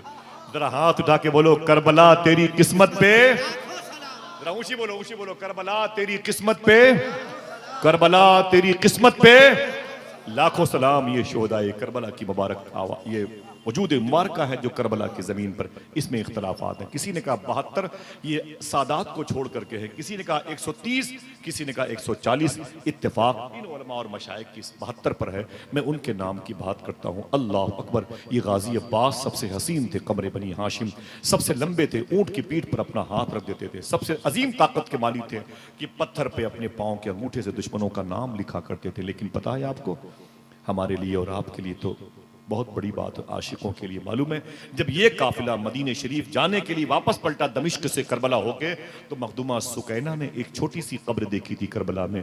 कहा, यह छोटी सी कब्र किसकी है? क्या मेरे भैया अली असगर की है? ये जुमले हैं सैयदी सरकार नवाब अली शाह चिश्ती सिलसिले के अजीम शान अपने वक्त के कुतुबुल अख्ताब की है। ये बुजुर्ग हैं जिनके पीछे मुंबई में मगरिब की नमाज सरकार मुफ्ती आजम हिंद ने पढ़ी थी और उनके हाथों का बोसा दिया था। उन्होंने फरमाया था सरकार मौला अब्बास की मज़ार शरीफा के करीब मखदूमा सुकैना खड़ी होकर बोली, इतनी छोटी सी कब्र किसकी है? ये मेरे भैया अली असगर की है। तो बताने वालों ने कहा, ना ना मम्मा मखदूमा, ये कब्र अली असगर की नहीं है। बोले, इतना छोटा तो कोई था ही नहीं मेरे घर में, ये इतनी छोटी सी कब्र किसकी है? तो आवाज दी गई, ये कब्र हजरत मौला अब्बास की है। इतनी छोटी सी कब्र, इतनी छोटी सी कब्र मौला अब्बास की है। तो आपने फरमाया था, इतनी छोटी सी कब्र मेरे आका की क्यों है? तो लोगों ने कहा था, यजीदियों ने अब्बास के जिस्म के इतने टुकड़े किए थे कि उनकी लाश को दुपट्टे में बांध करके यहां लाके दफनाया गया था। अल्लाह अकबर। लेकिन न यजीद की वो जफा रही, न जियाद का वो सितम रहा, जो रहा तो नामे हुसैन का, जिसे जिंदा रखती है करबला।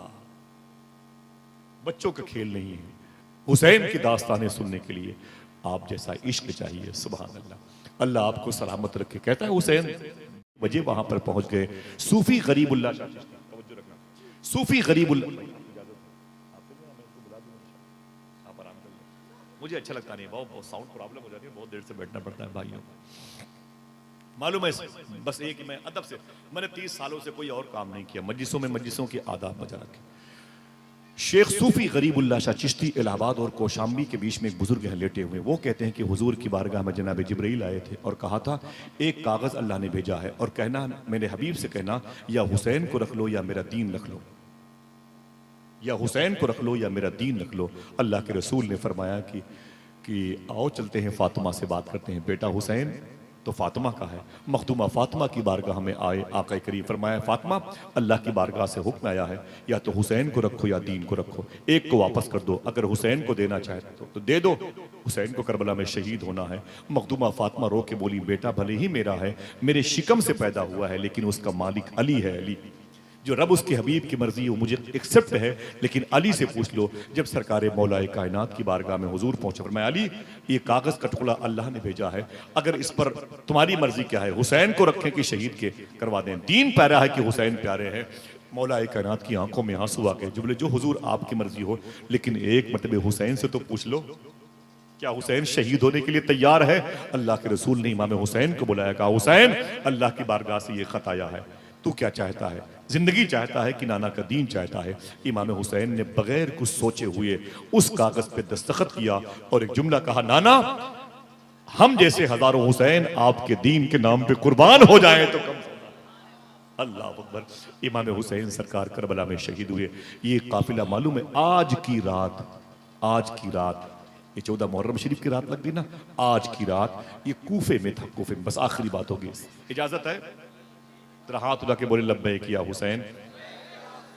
बहुत तकलीफ के लिए मादरत चाहता हूँ, चलेंगे इंशाल्लाह करबला, इंशाल्लाह। अल्लाह उठे हुए हाथों की आबरू रख ले, आमीन कह दो। जरा पीछे मुड़ के देखें आप, ये आशिकों का हुजूम नहीं है तो और क्या है? जरा प्यार से कह दो सुभान अल्लाह, जरा ऊंची बोलो, या हुसैन, लब्बैक या हुसैन। अल्लाह अहले फ़लस्तीनियों पे करम फरमाए। हिंदुस्तान की जेलों में जो बेकसूर हिंदू और मुसलमान कैद हैं, अल्लाह उनकी रिहाई का इंतज़ाम फरमा दे, आमीन कह दो। गर्मी के मौसम में अल्लाह जानवरों पर, परिंदों पे करम फरमाए। जिनकी माँ बहनों की गोद खाली है, अल्लाह उन्हें जन्नती अजीम नेमतों से माला माल फरमाए। मेरे इन तमाम तर भाइयों को जिन लोगों ने जलसे की कोशिश में, कामयाब की कोशिश में लगे रहे, उनको हुजूर गौस पाक के दादा का सदका अता फरमाए, आमीन कह दो मोहब्बत के साथ। मैं बस से उतरा था, मेरे साथ पूरी टीम थी, मेरे दोस्तों की। उतरे तो एक साहब कूफे में कुछ ज़ियारतें थी, बड़ी प्यारी प्यारी, टाइम नहीं है, तो वो हंसने लगे। मैंने उनका गिरेबान पकड़ लिया, चुप, शर्म नहीं आती? बोले, क्या हुआ आसिफ भाई? मैंने कहा, पैसे दे करके आया है, मैं जानता हूँ फ्री में नहीं आया, तेरी जेब के पैसे लाखों रुपए खर्च हुए, तू करबला आया है, तू हंस कहाँ रहा है? उसने कहा, ये कूफा की जमीन है। मैंने कहा, तुझे पता है इस कूफा की जमीन पे सकीना के कान की बालियां नोची गई है? तुझे पता है कि मखदूमा ज़ैनब के चेहरे पर तमाचे मारे गए? तुझे पता है कि इमाम ज़ैनुल आबदीन पर पत्थरों की बारिश हुई? जिस शहर में हुजूर के बेटों को ज़दोकोप किया गया, जिस शहर में हुजूर के बेटों के बोलने पर पाबंदी थी, उस शहर में तू खिलखिला के उमर शरीफ के ड्रामे बना के हंसता है? तुझे शर्म नहीं आती? वो चुप हो गया। वो सारे लोग सन्नाटे में आए, खबरदार यहां हंसना नहीं, यहां हुजूर की बेटियां रो के गई हैं, यहां हुजूर के बेटों की पुश्त पर ताजियाने पड़े हैं, कोड़े पड़े हैं, खबरदार हंसना नहीं। अल्लाह के रसूल सल्लल्लाहु अलैहि वसल्लम की ये शहजादी है, मखदूमा ज़ैनब है, अमीर काफिला बन के जा रही है। मालूम है, कूफे के लोग पत्थर मारते थे, कूफे के लोग लाठियां फेंक फेंक के मारते थे, कोई आपके लिबास को खींचता था, कोई दुपट्टे को खींचता था। क्या कहा आला हजरत के मजले भाई ने, बे इजाजत जिनके घर जिब्रील भी आते नहीं, कद्र वाले जानते हैं कद्र शानी अहले बैत। उसी भीड़ में जब लोग गालियां दे रहे थे मखदूमा ज़ैनब को, इमाम हुसैन के सर पे डंडे मार रहे थे, इमाम हुसैन के सर पे पत्थर मार रहे थे, इमाम ज़ैनुल आबदीन की जंजीरों को खींच खींच मजाक करते थे, मखदूमा सुकैना के जुल्फों पर वो अपने हाथ नापाक हाथ डाल के उसे खींचते थे। अल्लाह अकबर। उन्हीं अय्याम में, उन्हीं वक्तों में एक बूढ़ी औरत मखदूमा ज़ैनब के पास आई और आकर के उसने कहा, ज़ैनब मुझे नहीं मालूम कि तू कौन है, तुझे तेरे खानदान वालों को किस जुर्म की सजा दी गई है, मुझे नहीं पता, लेकिन ऐ औरत मैं काम से तेरे के लिए आई हूँ। कहा क्या बात है? ज़ैनब ने फरमाया, वो फटे हुए दुपट्टे थे नकाब के, हया अंदर से झांक रही थी, शर में उनकी कनीज बना हुआ था। मखदूमा ज़ैनब ने कहा क्या बात है?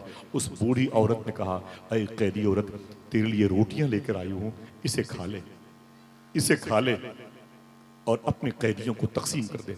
मखदूमा ज़ैनब ने कहा, इस बेवफाई के शहर में तू कौन है जो मुझसे मोहब्बत कर रही है? तू कौन है जो मुझसे प्यार कर रही है? हम जैसे भूखे और प्यासों पर मेहरबानी कर रही है? तू हमारी तरफ से अपने दिल में मोहब्बत के चिराग क्यों रोशन करती है? तू कौन है? तब उस औरत ने कहा, ऐ कैदी औरत, तुझे नहीं मालूम कि मैं कौन हूं? हाँ, तूने मुझसे पूछा है तू कौन है तो बता दूं, मेरा नाम फिजा है, मेरा नाम फिजा है। और मखदूमा ज़ैनब ने फिजा का नाम सुना तो जहन पे जोर दिया, फिजा कोई आम औरत नहीं थी।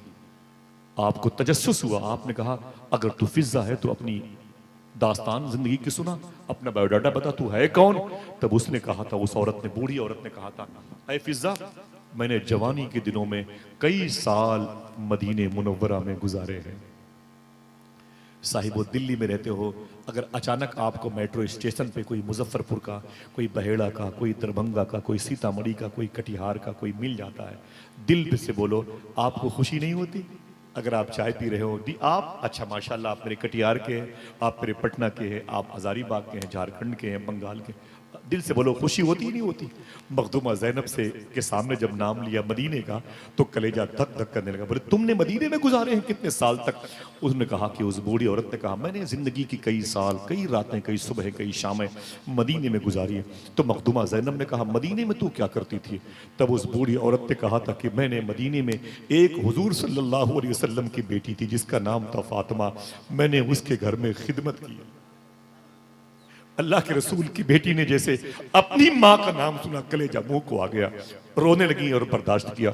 कहा, तूने फातिमा के घर में खिदमत की है? कहा, हाँ, मैंने फातिमा के घर में कई सालों तक खिदमत की है। कहा, तू उस घर के बारे में कुछ तो बता। तो उस बूढ़ी औरत ने कहा कि, ऐ कैदी औरत, मुझे नहीं पता कि तू कौन है, लेकिन इतना बता दूं मैं, उस घर में दो फूल जैसे बच्चे थे, एक का नाम हसन था, एक का नाम हुसैन था। उस घर में एक चांद जैसी बेटी थी जिसको ज़ैनब कहते हैं, सानिया ज़हरा कहते हैं। मैंने उसे अपनी, खुद ज़ैनब सामने, मैंने उसे अपनी गोद में खिलाया है, उसके पैरों का धोवन चुपके चुपके पिया है। मैंने उनके लिबास को धुला नहीं है, मैंने उनके लिबास को धुल करके अपनी तकदीर की मुबारक के कागज को और चमकदार बनाया है। मैंने उनकी खिदमत की है, मैंने हसन हुसैन को पाला है, उनकी बड़ी खिदमतें की हैं। मखदूमा फातिमा कुरान पढ़ती थी, मैं उनके बच्चों की खिदमत करती थी। बोले फिर? तो मखदूमा ज़ैनब से उस औरत ने कहा, ऐ कैदी औरत, जब मेरी मालिकन फातिमा का इंतकाल होने लगा तो उन्होंने कहा कि ऐ फिजा, अपने शहर वापस चली जा, तेरा घर, मैंने कहा, कूफे में है। कूफा बड़ा प्यारा शहर था, आपको नहीं पता, इसी कूफे में उलमा जानते, इन उलमा के दिलों की धड़कन 100 मरतबे ख्वाब में अल्लाह को देखने वाले। फिर से रिवर्स करता हूं, आप नहीं बोलेंगे कोई दिक्कत नहीं है क्योंकि टफ बात है, उलमा के लिए बड़ी बात है। इस शहर में अल्लाह को 100 मरतबे ख्वाब में देखने वाले इमाम आजम अबू हनीफा पैदा हुए थे। इस शहर में बहलोल दाना जैसे अजीम अल्लाह के दोस्त पैदा हुए थे। हुजूर के इंतकाल के बाद 1000 सहाबा और ताबईन अपनी औलादों को लेकर कूफा आ गए थे। पूरी दुनिया में सबसे बड़ी यूनिवर्सिटी उस वक्त कूफा में थी। लेकिन ए कूफा वालों, तुमने हुजूर के बेटों के साथ बेवफाई की है, इसलिए मादरत चाहता हूं, तुम्हारी मोहब्बतें मेरे हल के नीचे नहीं उतरती हैं। समझ रहे हैं? अल्लाह के रसूल की बेटी जनाब ज़ैनब ने कहा। फिर जनाब फिजा कहती है, ऐ मेरी ऐ कैदी औरत, मुझे नहीं पता कि ये सर किसके हैं, ये कैदी कौन है, इस सर कटा हुआ सर है, खून में मिट्टी में लथपथ है, मुझे नहीं पता कि किस जुर्म की सजा दी गई है। हाँ, बताया जा रहा है तुम लोग देशद्रोही हो, तुम लोग बादशाहों के खिलाफ आवाज बुलंद कर रहे थे, इसलिए ज़बा कर दिए गए। लेकिन ऐ कैदी औरत सुन, जब मैं अपनी मालिकन फातिमा से अलग हो रही थी तो मैंने फातिमा तैयबा से कहा था, अम्मी कोई गुस्ताखी हो तो मुझे माफ़ कर दे, मैं अपने घर जा रही हूँ, मैदान मैशर पे उस पर करम फरमाना। तो अम्मी फातिमा ने मुझे करीब बुलाया और बुला करके रोई। तो मैंने कहा रोती क्यों हो साहिबो, इसे सुनना। मखदूमा फिजा कहती हैं, तब मखदूमा फातिमा ने फरमाया था, ऐ फिजा चली जाओगी, कहाँ रहोगी? मैंने कहा कूफे में रहूंगी। तो मखदूमा फातिमा ने कहा था, ऐ फिजा एक नसीहत करती हूँ इंतकाल से पहले तुझे। कहा क्या? कहा तेरे मरने से पहले अगर तेरे शहर में कोई कैदियों का काफिला गुजरे जिनके सर कटे हुए नेज़े पर हो, जिनकी सिगदानियों के दुपट्टे फटे हुए हों, जिनकी कान की बालियां नोची गई हों, जिनके कैदियों को ऊंट की नंगी पीठ पर बुखार की हालत में बांधा गया हो, जब इस किस्म के कैदी तेरे घर के करीब से गुजरे तो ऐ फिजा अगर जिंदा रहना तो कुछ रोटी के टुकड़े उन्हें दे देना, कुछ पानी का गिलास ही सही कटोरे में रख करके उन्हें दे देना। तो मखदूमा फिजा कहती हैं, काफिले बड़े गुजरे मेरे सामने, लुटे पिटे काफिले गुजरे, मजलूम काफिले गुजरे, जालिमों के काफिले गुजरे, लोगों के जिस्म के कई टुकड़े लदे हुए थे, गए लेकिन किसी पर दिल ना आया। ऐ कैदी औरत, आज जब तेरा काफिला गुजरा तो दिल को फातिमा की तालीम याद आ गई, मैं खाना लेके आ गई तेरे सामने। मखदूमा फातिमा ने फरमाया, इजाजत हो इन शुरता पुलिस वालों की इसे तकसीम कर दो मेरे घर के लोगों के लिए। जब खाना बांट करके, वो रोटियां बांट करके वो बूढ़ी औरत फिर मखदूमा जैनब के पास आई तो मखदूमा जैनब रो रही थी। तब उसने कहा, ऐ कैदी औरत, मुझे अब तक तो नहीं पता चला तुम कौन हो। देखना कौन कौन सुभान अल्लाह कहता है, लेकिन मैं दिल की बात कहती हूँ कि तेरे बदन से मुझे मदीने वाले आका की खुशबू आ रही है, तेरे बदन से मुझे हुजूर की खुशबू आ रही है, मुझे नहीं पता कि तू कौन है। ऐ कैदी औरत, तो मखदूमा जैनब खामोश है, अभी तक सब्र करती हैं। तब उसके बाद आपने फरमाया, तूने मेरे घर के लोगों को रोटियां दी, दयारे गैर में खाना खिलाया, तूने मेरे साथ हुस्न सलूक किया, तूने मुझ पर रहम किया। तो फिजा ने कहा, मैंने कुछ नहीं किया, मैं तो अपनी मालिकन की बात पर अमल कर रही थी। तब आपने फरमाया था कि अम्मी जैनब ने, ऐ फिजा तूने मुझ पर एहसान कर दिया है, और अली की बेटियां, हुजूर की बेटियां किसी का एहसान अपने ऊपर रखती नहीं है, बोल तेरी आखिरी वसीयत क्या है। तब फिजा ने मखदूमा जैनब के फटे हुए दुपट्टे को पकड़ा था, कहा था, ऐ कैदी औरत, तू मुसाफिर है, पता नहीं तू कौन है, मुझे नहीं पता, लेकिन एक गुजारिश है, हुजूर ने फरमाया कि अल्लाह मुसाफिरों की दुआएं कबूल करता है। एक गुजारिश है। कहा क्या? अल्लाह के रसूल की बेटी से फिजा ने कहा था, बस इतनी दुआ करती हुई जा, इतनी दुआ करती हुई जा कि मैं मरने से पहले उस हसन हुसैन को जिसको मैंने पाला है एक मरतबे देख करके मरूं। एक मरतबे हसन को देखना चाहती हूँ, एक मरतबे मैं हुसैन को देखना चाहती हूँ। ऐ कैदी औरत, मुझे नहीं पता कि वो लाडली बेटी जैनब कहाँ है। लोग कहते थे जैनब चलती है तो फातिमा की याद आती है, फातिमा चलती है तो मुस्तफ़ा की याद आती है। वो जैनब पता नहीं किस कंडीशन में, मुझे नहीं पता, लेकिन ऐ कैदी औरत, दुआ करके जा कि मेरी जिंदगी में कभी हसन नजर आ जाए, कभी हुसैन नजर आ जाए। इतना कहना था, इतना कहना था। अब जैनब से बर्दाश्त न हुआ, चीख मारी, आवाज बुलंद हुई, फरमाया, ओ फिजा, बहुत देर से बर्दाश्त कर रही थी, अब बर्दाश्त नहीं हो रहा है। सुन, तू जिस हसन की बातें करती है, तू जिस हसन की बातें करती है, उस हसन को मदीने में लोगों ने जहर दे के मार दिया, जहर दे के मार दिया। अल्लाह अकबर। और तू जिस हुसैन की बातें करती है, उस हुसैन को करबला में 3 दिन तक भूखा और प्यासा रख के दौड़ा दौड़ा के शहीद किया। तू जिस हुसैन की लाश को नहीं देख सकती, देख ले, उसका कटा हुआ सर यजीदियों की नेज़े की नोक पर कुरान की तिलावत कर रहा है।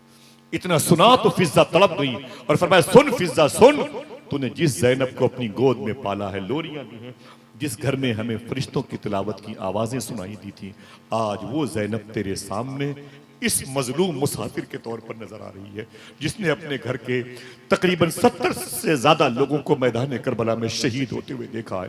इतना सुना तो फिजा लिपट गई और लिपट के बोली, ए कूफे वालों, तुम्हें हो क्या गया है? तुमने किसे शहीद किया? तुम्हारा हमला इन इंसानों पर नहीं, कुरान पर था। तुम्हारा हमला दीन मुस्तफा पर था। सुनो, तुम्हारी दुनिया भी उजड़ गई, तुम्हारी आखिरत भी उजड़ गई, लेकिन एक बात याद कर लो, तुम मिट जाओगे, तुम्हारी नस्लें मिट जाएंगी और अजानों में हुसैन के नाना का नाम हमेशा लिया जाता रहेगा इंशाअल्लाह। मुझे बताओ, जमीन पर जिनके नाम सोने के सिक्कों में लिखे थे उनकी कब्रों की निशानियां मिट गई। जिनके नाम से 70 मुल्कों पे दबदबे थे, आज उनकी कब्रों की अलामतें मिट गई। लेकिन खुदा की कसम, जाके करबला देखो तो 20 किलोमीटर पहले से ही इमाम हुसैन के रोजे पर 35-40 टन सोना चमकता हुआ ऐलान कर रहा है कि न ज़ियाद का वो सितम रहा, न यजीद की वो जफा रही, जो रहा तो नाम हुसैन का जिसे जिंदा रखती है करबला। इमाम आली मकाम की शहादत साहिबो एक मुबारक ऐलान है। आपने वहां क्या किया? अगर कहोगे सब्र का मुजाहरा किया तो मैं कहूंगा नहीं, इसलिए कि आप 72 थे, वो 22,000 थे। ताकत के इस्तेमाल करने पर पाबंदी थी। फिर क्या करते? इमाम हुसैन का सबसे बड़ा कारनामा करबला के मैदान में सब्र नहीं है बल्कि शुक्र है। शुक्र जो आपने हर लाशों को उठा के कहा था 3 बातें, ऐ मेरे मौला तेरा शुक्र है, इसे भी कबूल फरमा। फिर फरमाते थे मेरे मौला इतना बता दे तू मुझसे राजी है कि नहीं राजी। 3 बातें हाथ उठा के बोले। कितनी बातें? हर लाश को उठा के बोलते थे ऐ मेरे मौला तेरा शुक्र है, फिर फरमाते इसे भी कबूल फरमा, फिर फरमाते कि ऐ मेरे मौला करम फरमा, अब ये बता तू मुझसे राजी है कि नहीं राजी है। अब देखना है कितने हाथ उठ के या हुसैन कहते हैं। जब खुद इमाम हुसैन शहीद हुए तब अल्लाह की बारगाह से आवाज आई, ऐ हुसैन अब तू बता तू मुझसे राजी है कि नहीं राजी है। इसे दर्जे महबूबियत बोलते हैं, इसे दर्जे महबूबियत बोलते हैं, इसे दर्जे महबूबियत बोलते हैं। पावर बहुत था इमाम हुसैन के पास। शेख अब्दुल हक मुहद्दिस देहलवी ने फरमाया था 4000 फरिश्ते इमाम हुसैन के कदम नाज के करीब थे और फरमाया था हुसैन मैं आपकी मदद के लिए आया हूं। आपने फरमाया मैं सब्र कर रहा हूं, तुम भी सब्र करो। मैं सब्र करता हूं, तुम भी सब्र करो। 4000 फरिश्ते इमाम हुसैन के सर मुबारका के जिस्म पाक से अलग होते हुए वहीं पर खड़े थे और रो रहे थे और वो कुछ नहीं कर पाए। क्यों? हुसैन ने कहा था सब्र करो सब्र करो। वो इमाम हुसैन उनके सामने शहीद हो गए। वो 4000 फरिश्तों ने अल्लाह की बारगाह माफी मांगी, कहा मेरे मौला माफ कर दे, हम हुसैन की मदद ना कर सके लेकिन हम हुसैन की मदद करना चाहते हैं तो कैसे करें? अब जिसका दिल कहे वो अपने हाथ उठा के बोले या हुसैन। ऊंची आवाज में सबके हाथ उठे हुए, बस आखिरी जुमले। मालूम है वो 4000 फरिश्ते इमाम हुसैन की मदद के लिए। भाई माफी चाहता हूं, करबला की ये दास्तान नहीं है, ये दास्तान नहीं है कि वह हुसैन गए और शहीद हो गए। हाँ, मेरा इमाम कहता बेकसे दश्त गुर्बत पे लाखों सलाम। मेरे इमाम के सगे मजले भाई है अल्लामा हसन रजा बरेलवी, कहते हूरे बेपर्दा निकल आई है सर खोले। ये आला हजरत के सगे भाई है। कहते हैं कि हूरे बेपर्दा निकल आई है सर। आपने मिसरे कहे हैं कि फातिमा के लाडले का आखिरी दीदार है। ये मिसरे है आला हजरत के घर के शोराए कराम के। इसे इतने हल्के मत लेना कि बस गए और शहीद कर दिए गए। ये बेफैज होने की निशानी है। मैं मादरत चाहता हूं, पूछो उलमाए किराम से कितने आंसू निकलते हैं जब अपने शागिर्दों को करबला की दास्तान सुनाते हैं। आप भी जब तन्हाई में मोबाइल लेकर लेटते हो ना तो आपके भी तकिए पर कई आंसू गिरते हैं। ये कोई फर्जी ऐसा इनकलाबी और इनकलाब और सहारा का चैप्टर नहीं है, किसी फिल्म का ये डायलॉग नहीं है, करबला है करबला। हाँ, समझ रहे आप? मेरे इमाम को पढ़ो तो आपको समझ में आएगा इमाम हुसैन की कुर्बानी। इसे इतना हल्का मत करो, इसे इतना बेवजन मत करो कि लोग बेफैज हो जाएं हुसैन के गम से। अल्लाह अकबर। सरकार शेख अब्दुल हक मुहद्दिस देहलवी ने कहा था 4000 फरिश्ते आए, हुसैन शहीद हो गए, मदद न की तो कहा फरिश्तों ने ऐ मेरे मौला अब मैं कहां जाऊं, मैं हुसैन की मदद करने के लिए आया था। तो आवाज आई हुसैन की मजार शरीफ पे रहो, खिदमत करो। अब देखना कौन कौन सुभान अल्लाह। फरिश्तों ने कहा मेरे मौला यहां रह के हम क्या करें? आवाज आई जो हुसैन के रोजे पे आके दुआ करे उसकी दुआ में आमीन कहना, यही हुसैन की खिदमत हो जाएगी। यही आमीन कहना हुसैन की खिदमत हो जाएगी। हुसैन के आशिकों से मोहब्बत करना, यही हुसैन की खिदमत हो जाएगी। हुसैन ने सब्र किया है। साहिबो कभी कभी हम भी सब्र कर लिया करें इंशाअल्लाह। बोले मौला अली को जिसने जहर दिया था सामने बैठा हुआ था। मैं आपको वो घर दिखाऊंगा कूफे में, सामने बैठा था। और डॉक्टर हकीम ने कहा अब शहीद आप इंतकाल हो जाएगा, आप बचेंगे नहीं, लेकिन ऐसा है कि दूध में ये दवा है, इसे पिला दो अली को। जैसे वो कटोरा लाया इमाम हुसैन ने फरमाया अब्बू उठ के बैठ जाएं, मुश्किल है, तकलीफ ज़्यादा है, जख्म मुंदमिल नहीं हो सकता, ठीक नहीं हो सकता, लेकिन थोड़ा सा दूध है, दवा है, आप पी लें। मौला अली ने आँख खोली, उठ के बैठे। जितने हिंदू मुसलमान बैठे हैं सुने, जैसे आंख खोला इमाम सरकार मौला अली ने, आंख खोला, कहा ये क्या है, कहा कटोरे में दूध है और दवा है, पी लें। मौला अली फरमाते हैं वो कौन है जो किनारे मेरे घर के सामने बैठा है। सुनना दोस्तों, बात खत्म। वो कौन है जो किनारे बैठा हुआ है? इमाम हुसैन ने कहा अब्बू यही वो जालिम है जिसने आप पर हमला किया था और आप शहीद होने की पोजीशन में, ये आपका कातिल है। अगर दिल कहे तो बोलना, न दिल कहे तो माफ़ी चाहता हूँ। अली ने फरमाया हुसैन ये दूध का प्याला मेरे कातिल को दे दो। बोलो बोलो बोलो यार, ये कई लाख रुपए खर्च होते हैं जलसों में, लेके चले जाओ हुसैन का सब्र, हुसैन का शुक्र, हुसैन की सखावत। फरमाया कि अली ने ये दूध का प्याला, बोले अब्बू ये आपका कातिल है। अब देखना कौन कौन सुभान अल्लाह कहता है। मौला अली ने फरमाया था हुसैन अब ये मत देखो कि मेरा कातिल कौन है, ये देखो कि अली के दरवाजे पर बैठा हुआ है। अली के दरवाजे के करीब से गुजरने वाला भूखा ना रहे। ये अली का किरदार है, ये अली इंस्टीट्यूट है, तो उनके घर से पलने वाले फाजिल होने वाले हुसैन का। इमाम हसन को मगरिब से पहले जहर दिया गया हो, अली के घर की पहली बहार का नाम है, जिनकी पैदाइश पर अली ने फरमाया था आका मैंने मुबारकबाद दी है। कहा हुजूर ने काहे के लिए मुबारकबाद? बोले मेरे घर में फातिमा के शिकम से एक बेटा पैदा हुआ। तो हुजूर ने कहा अली मुझे क्या मुबारकबाद पेश करते हो? 4000 फरिश्तों को मैंने सुबह को देखा है, वो तुम्हारे घर का तवाफ कर रहे थे और कह रहे थे ऐ मदीने वालों मुबारक हो, तुम्हारे शहर में जन्नती नौजवानों का सरदार आया। वो हसन उनको मगरिब से पहले जहर दिया गया, गोश्त की बोटियां कलेजी अंदर से कट कट के बाहर गिरती थी अंधेरे में। मखदूमा ज़ैनब आ गई, रो के बोली भाई क्या है? इमाम हसन ने कहा मुझे जहर दिया है और गोश्त की बोटियां अंदर बाहर गिरती हैं, अंदर से बाहर आ रही हैं और मैं अब शहीद हो जाऊंगा, बचूंगा नहीं। तो मखदूमा ज़ैनब ने क्या कहा था, मेरे भैया बद्दुआ कर, बद्दुआ कर, जिसने तुझे जहर दिया है उसके लिए बद्दुआ कर, नस्ल मिट जाएगी उसकी। इमाम ज़ैनुल आबदीन के आका इमाम हसन ने क्या कहा, ऐ मेरी बहन हाथ उठा, मैं जैसा कहूं आमीन कहेगी। मखदूमा ज़ैनब सानिया ज़हरा ने कहा बिल्कुल आमीन कहूंगी, तो बद्दुआ तो कर। देखना है कौन कौन कहता है सुभान अल्लाह। सरकार इमाम हसन की जिस्म की बोटियां गिर रही हैं, मौत का फरिश्ता सामने है, अंदर की कलेजी कट कट करके खून के साथ बाहर गिरती है। आपने हाथ उठाया, फरमाया ज़ैनब मेरी दुआ पर आमीन कहने का। बिल्कुल। आपने फरमाया ऐ मेरे मौला जिसने मुझे जहर दिया है मैंने उसे माफ कर दिया, तू भी उसे माफ कर दे। हाथ उठाए रहे। वो पहला वाला किरदार अली का था, पहला वाला हसन का था, अली का था, ये हुसैन का है। समझ में आ गया करबला की तारीख से हमें क्या मिलता है? अरे दोस्तों किसी मुश्किल मसले पर सब्र कर लिया करो, इंशाअल्लाह यहाँ भी कामयाब रहोगे, वहाँ भी कामयाब रहोगे। बात खत्म। कभी जिंदगी में कोई बात शरीयत के खिलाफ मेरी जबान से निकली हो तो मैं तौबा करता हूँ, अस्तगफिरुल्लाह रब्बी मिन कुल्लि ज़ंबिन व अतूबु इलैह, ला इलाहा इल्लल्लाह मुहम्मदुर रसूलुल्लाह सल्लल्लाहु अलैहि वसल्लम। दरमियान से कोई एक आशिक खड़े होकर नारा लगाए और पूरा मजमा अपने हाथों को उठा के जवाब दे। माशाल्लाह। देखते रहिएगा सबके हाथ उठे कि नहीं, देखते रहिएगा। माशाल्लाह। लगाएं माशाल्लाह, लगाएं, फिर से लगाएं माशाल्लाह। अल्लाह सलामत रखे, अल्लाह सलामत रखे। जावेद भाई हैं, जाकिर भाई हैं, सलाउद्दीन भाई हैं, उस्मान साहब हैं, अल्लाह सबको सलामत रखे माशाल्लाह।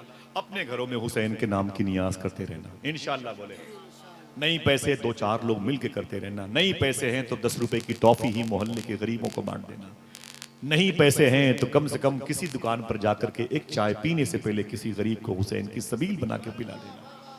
नहीं पैसे हैं, सूफिया कहते हैं 5 रुपए की चीनी लेकर के पेड़ पौधों में डाल देना, चींटियों को पता चल जाएगा हुसैन के गम के महीने पे लंगर तकसीम हो रहा है, आपका नुकसान नहीं होगा। खुदा की कसम हुसैन के नाना ने कह दिया 1 के 10 1 के 10 1 के 10 की स्कीम चल रही है इंशाल्लाह। बोले हुसैन के नाम पे खिलाते पिलाते रहेंगे इंशाल्लाह।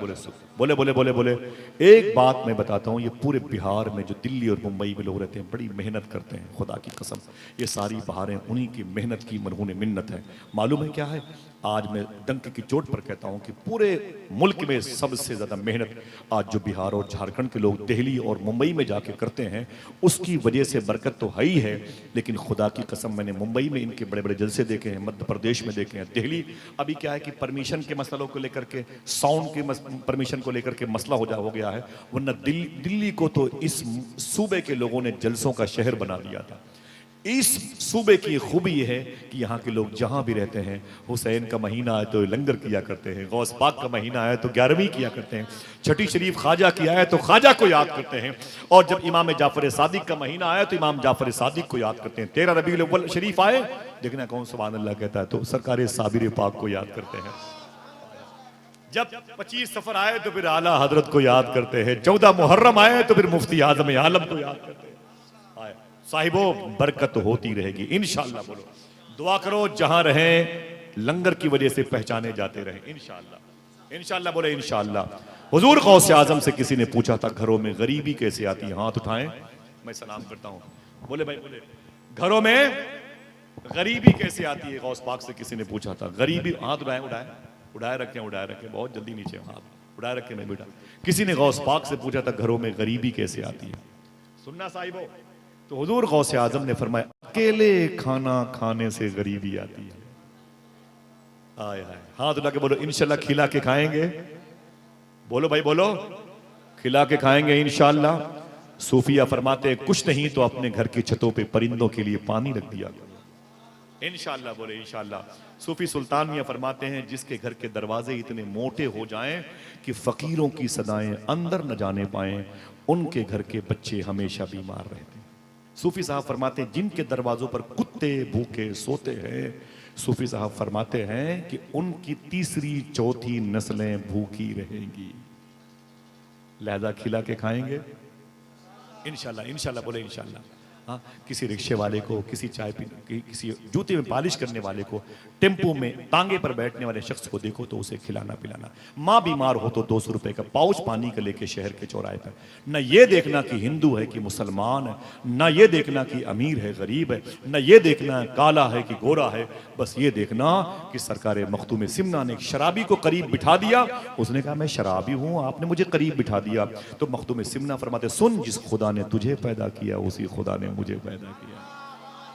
बस हुजूर के गुस्ताख से नफरत कीजिए और बकिया जमीन के हर मखलूक से मोहब्बत कीजिए। तुम्हारे पैसों से जब गैर खाएंगे तो उनके बदन में हलाल लहू दौड़ेगा, वो भी कहेंगे हाथों को उठा के या हुसैन या हुसैन या हुसैन या हुसैन।